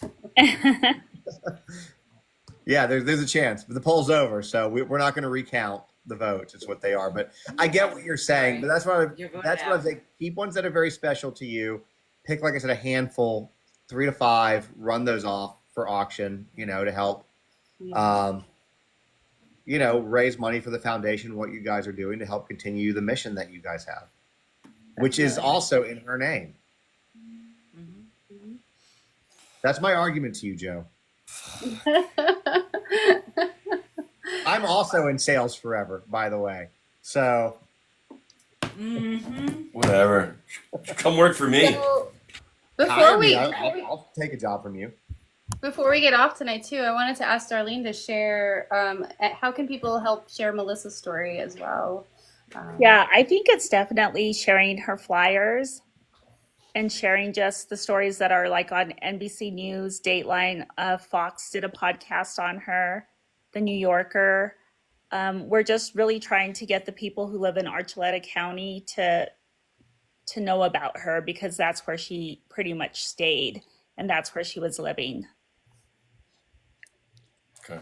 Love it. So what I wanted to do before we go is a couple things. First of all, if you are coming in here late or whatever, and you're like, man, I missed this, I will download this live and upload it to my YouTube channel, which you can get to my YouTube through the link in my bio. Make sure to follow everybody on the screen. And even though Tara is sharing a box with Joe, she does have her own account that she never posts on. So we're going to work on that with her the same way I worked with Joe on posting. And Tara, type it in the comments. Yeah, it's Petito Mom, but I'll type it. It's Petito Mom. Yeah. Okay. So it's easy. She uses it. So what happens is she uses it to watch the TikToks that I sent her. So I probably send her like 10, 15 Oh yeah, a he day. sends me a lot. And they're all like cat and like dumb animal stuff, because that's the stuff that I watch on TikTok. Oh my god, I actually was watching this one TikTok. It was like yesterday, and it was like this cute like cat one, and it had like what your cat is when you first get them, into like what they as they get older. They're cute and little, and then they become like fat cats. And I'm like scrolling through like the TikTok, because you can like see other, and I'm like, this cat looks really familiar. It was little Joey posted. It was about my cat. It was her cat. It was my cat. Amazing. I was just about to send it to him because Like, I man, thought this it is was just really like my cat. cute, and it was his TikTok. I like how you called it the TikTok before, like just The like Jim TikTok. does. Yeah, that's TikTok. The Facebook. The Facebook. The Facebook. I also call it the Google too, so Just- I always say like all of it.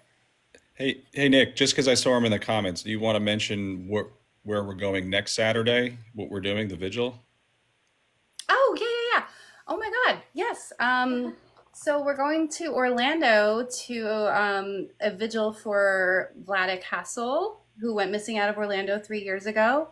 His sister is holding a candlelight vigil at UCF. Am I saying the right one? Is it UCF. Yeah, Yeah, that's University of Central what you Florida. sent to me. Yes. And hi. Oh, they're here. Hi. They're Hi. here, yeah. Hi, Bethany. So yeah, so that's going to be, I think, oh my gosh. Bethany, what time does it start? 6? We're all gonna try and make it. Yeah, we're gonna I'm try to definitely make going to it. be there with my Jim. Well, I meant me because of work. I can definitely be there because Nikki and I are actually flying in at the same time, so I could just tag along with them. But Joe's gonna try to make it with the boys too. I got work and the boys, so I will do everything I can to get there. And then I got a dog who's not doing well, so he's old. I'm sorry. I just went through that. I know. Yeah, I know you did. I didn't want to bring it up, and I'm Okay. like, It's but okay. it is like he's having a difficult time, so I don't know. I'm gonna have to play that one by ear. If you notice, it's very quiet here tonight because Baxter is not here. He is gone for 3 weeks. Yeah, you sent him to training. I mean, oh my god. Yeah, and Alfie, the rescue or the foster fail, he's going next week. They said they need 3 weeks with Baxter and 2 weeks with him. I told you, get him some gummies. I think we should send our dogs for training because they are terrible. They bark. So I had a great dog. I had Savannah. You loved Savannah. First of all, Savannah and they're both great dogs. Yeah, but Savannah taught Hero. Like she would like teach him. Yeah, we actually watched her train him. That's what it was. So they would go crazy outside, have a blast, run around in the yard, and then in the house, I would actually watch her take her paw and like smack him down. It's like, we don't do that no, we don't do this. Like anytime he did anything that he wasn't supposed to do in the house, she would take her paw and smack him down. Yep. As a puppy, and it was awesome. She was a red-nosed pit, beautiful dog, absolutely amazing. She was so good. A little side story with that. I don't know what you guys all believe in, but I was talking to a medium, and she's amazing, and she said Gabby's with a dog. She's with a dog, and I was like, that's Savannah. I know it's Savannah. She was a trainer, man. Savannah. So my dogs always slept in my bed. I don't care what people say. My dogs sleep in my bed. Whatever. Ours do too. Yeah. And Savannah would always leave our bed to go to Gabby's. I'm like, this is bullshit. Oh, Hero would too. Yeah, Hero too. My dogs are trainers. Yeah, he always left us when Gabby was. Joe, I just want to publicly thank you for the Hero Jim nickname because I keep seeing it coming up in the comments. You fucking hero, dude.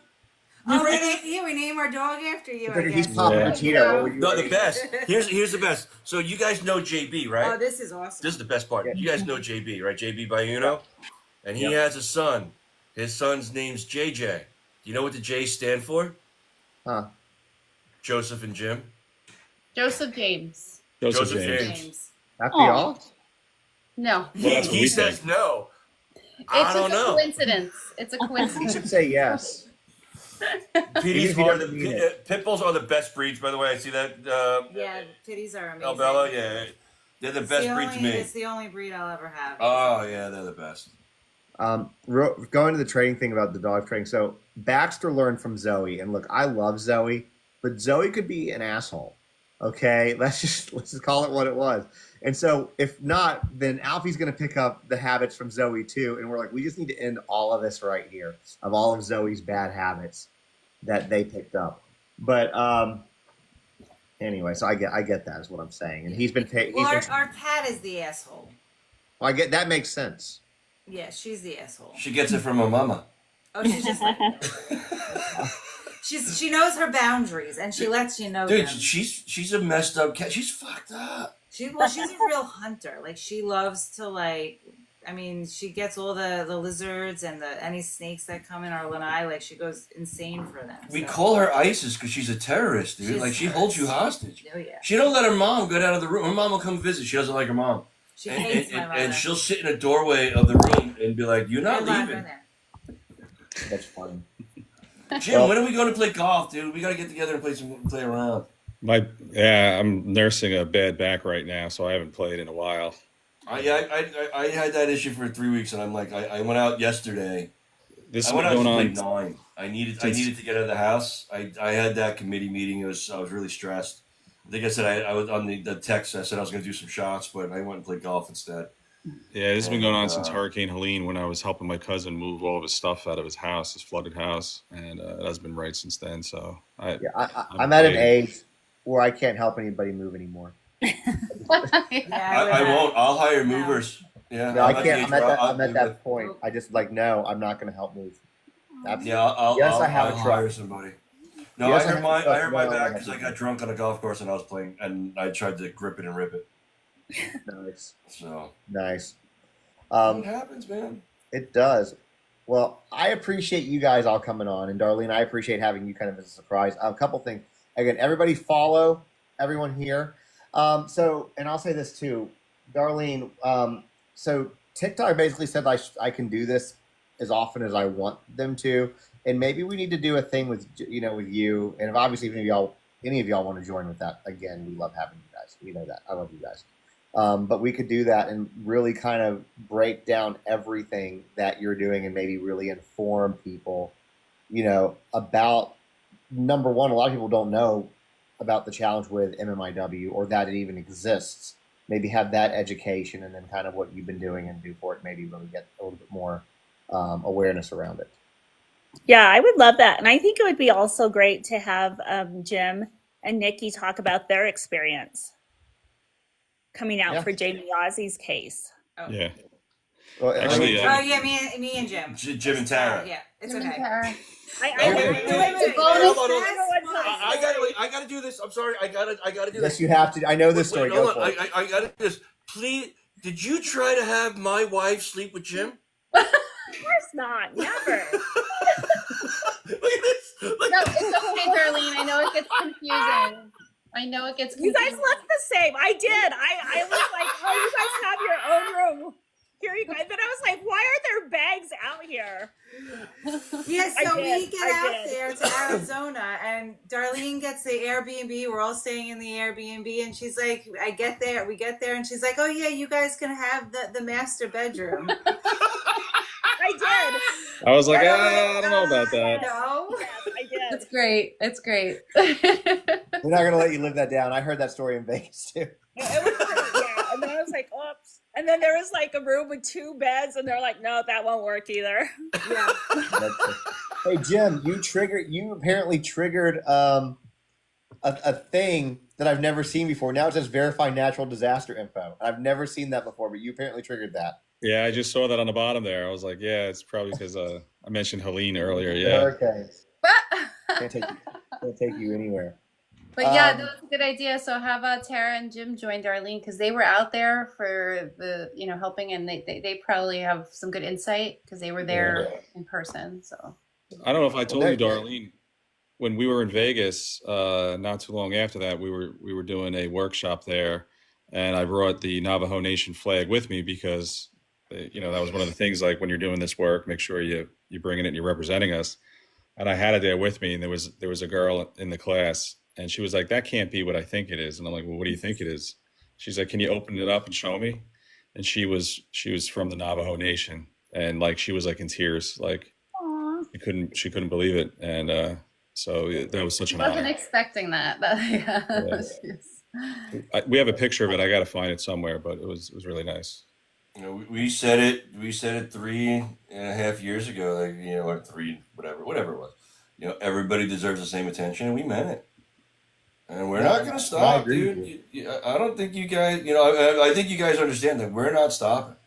And we're going to, Darlene is by far one of my most favorite people I've ever met. And you got to remember Derica and Natalie from the Black and Missing Foundation.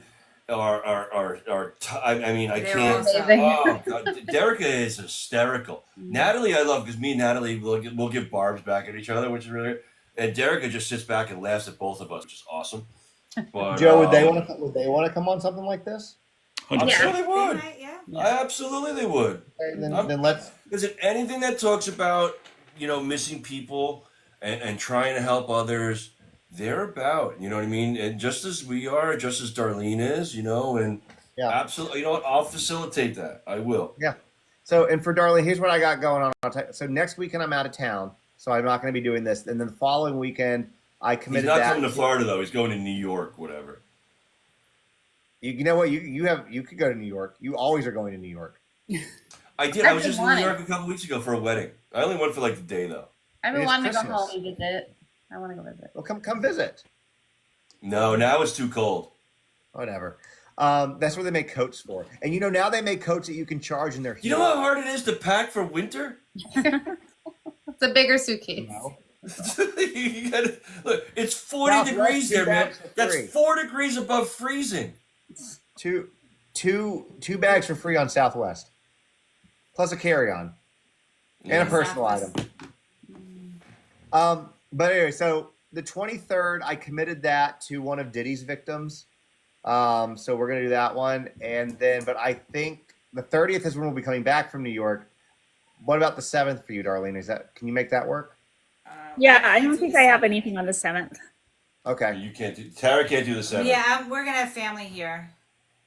Okay. What about the 14th? The 14th we can do. I have a committee meeting on the 5th. They're not going to be here on the 5th, are they? It's fine if they are. I'm just going to be in here. My mom will just be here on the 5th. Oh, that's all right. I'll get her. They're coming in on the 7th. So. I'll get her drunk. So but if the 14th works. Okay, and Jim, does that work for you too? Sure, it probably does. I don't really have much of a life, so yeah. Touche. Pretty much. All right, so we'll plan on doing that again on the 14th, and then maybe for the 7th, if the person that you were talking about, maybe we could do that. You know, Derica, maybe her, if she wants to do it, we could do that. Joe, I wasn't listening. I was looking with. Well, yeah, we'll ask her. No, the 7th. if she I'm gonna wants have the to. family here, so they're probably gonna be in our office room. So he can't do the 7th. we were talking about moving you guys to the 14th. Oh yeah, but you said with Derica and Natalie. Oh, she's Do you going to want be us there. Oh, if y'all do want to you be want there. us? Oh, Do you want okay, me yeah. and Joe on with Derica and Natalie? What is happening? Then after that's the 21st. Let's decide these dates after. 'Cause- Yeah, I'll call. Yeah, can I Okay. call you? Because that'll be. Matter of fact, hold on a second. Time out. Just call Tara. Yeah, fair. He doesn't know our schedule. I don't do the schedule. I know just that. look I at know the that you don't know anything. I've learned. I don't know why I do call you because you don't know anything, and I just should call Tara. I know this, but I still. You guys Look, gossip together. Listen, for all the Yeah. people You that do are there, that. I don't make decisions in my house. I'm not in charge of my house. You know, I can. You've heard me say before. Like I consider myself a volunteer. You know what I mean? Like I'm doing like community service here. You know what I mean? So she just tells me what to do, and I do it. No, somebody wrote, Papa just shows up. Yeah, yeah. It's you know, it's like what did I say yesterday? Like every day's a surprise to me. Yeah, and we can also, for the record, we can do more than one. Like we don't have to do them just on Saturdays. Just say on this podcast on live, we can have other conversations about it as well. But I mean, you guys were planning a golf outing on here, so I'm just saying. Well, I'll tell you what. You know what? Can we have you come down and do the podcast while we play golf? I mean, I'm sure that we could. I mean, that would just be a great time, and then we could drink while we do it. I mean, that sounds. The issue is you don't want me to come do a podcast well, you probably do because I get 100% I do. because when I start drinking, I start saying shit. That's exactly why I said I do. Have you not seen me in the lives where I start getting a little spicy with these people? No, but I did see you in where were we? Where did we go? Where was the last crime con? What state was that in? Tennessee, was it? Tennessee. Yeah, I did see you at the last crime con when we got you drunk. You didn't get me drunk. Oh, you were drinking. You got me buzzed. Uh-huh. Drunk. Whatever. You wish. We'll see what happens in Colorado. I want to hang out with Alyssa. We'll get Alyssa to come. Let's go do like the whole thing. Good luck getting her to even. I can't even get her to come on here. I don't know if she's going to come to Colorado. You know what? That's messed up. That's true. She doesn't like us. I don't think she does. We just need to come to Tennessee. She's in here too, I think. Unless Let's she's go on to the bed. Tennessee. We'll go to Tennessee. Yeah, come on. Come to Nashville. Let's do it. Yeah, but she's the only issue with Crime Con, I think, is that Victoria will have started school, but I don't really care. Yeah, she's real. You guys have seen her. Don't be like that. Is she real? She lives in Canada, guys. Justice got like the Home Alone setup where he moves a couple strings and it looks like people are moving in the background. Okay, honey. Now she's not even there. Like she's just whatever. When is Crime Con Colorado? When is it? It's like what dates? It's in September. September. It's like the 5th, the 7th. I don't know. I'm gonna Google it. Crime Con. People are just running you over like a bus, bro. Like Yeah, that's fine. We've That's what they seen do. nothing. You know what? I can, if I wanted to, I could turn off the comments on all of them. I don't know if Alyssa's really real. I'm just saying. She might be made up. When I was on the phone with you the other day, she was in the car and she talked to you. It could have been just a really good coding for Siri. What do I know? It's the 5th through the 7th, so she'd have to miss one day of school, right? Or 2 days. It's not a big deal. Really missing it, like She's kindergarten, One so day. yeah. one Right. In day. the grand I'm with you. scheme, a few days of school missed is not a very big deal. So it's fine. I don't think so. It's just You don't want I to think know we're how many days my kids have missed school. all of They're my at teachers home got more me than they're scared at of school. truancy. We travel a lot. They miss a lot. We travel a lot, and it makes it difficult, But we have to make sure they make it up. If Listen, you want to go you've see never AI seen her generated. face though. Look at it. Look at all the comments. They've never seen her face. They've never seen Alyssa. I don't. Dude, there's I a don't possibility like he think made her I up. have either, Justin. Go I to her don't think. page. Go to her page. Oh, what? You can't steal photos and videos from other people and post them? I don't know. I'm tempted to go down to the bedroom, and then she might murder me. I might be a story that I have to cover. Catfish. Yeah, that's what I'm saying. You gotta threaten her. Be like, I'm See, coming. I'm look, coming. see, Kirby, I have seen her face. She exists. Okay. Whatever. All right, guys. I'm gonna go. I'm I'm gonna shocked. go to bed too. Well, listen, I I had a might blast. come back Thank you on. much for having us. I thank Always. Darlene. Thanks for showing up, man. Thank you, You're guys. awesome. Yeah. Paid Always, comment. Okay. always, I think always. Justin We love wants to having say you. something, and you're being loud. I wanted to say thank you to Darlene, man. No, I wasn't saying that. I was just reading. They said that it was that it was a paid comment. They're still on this.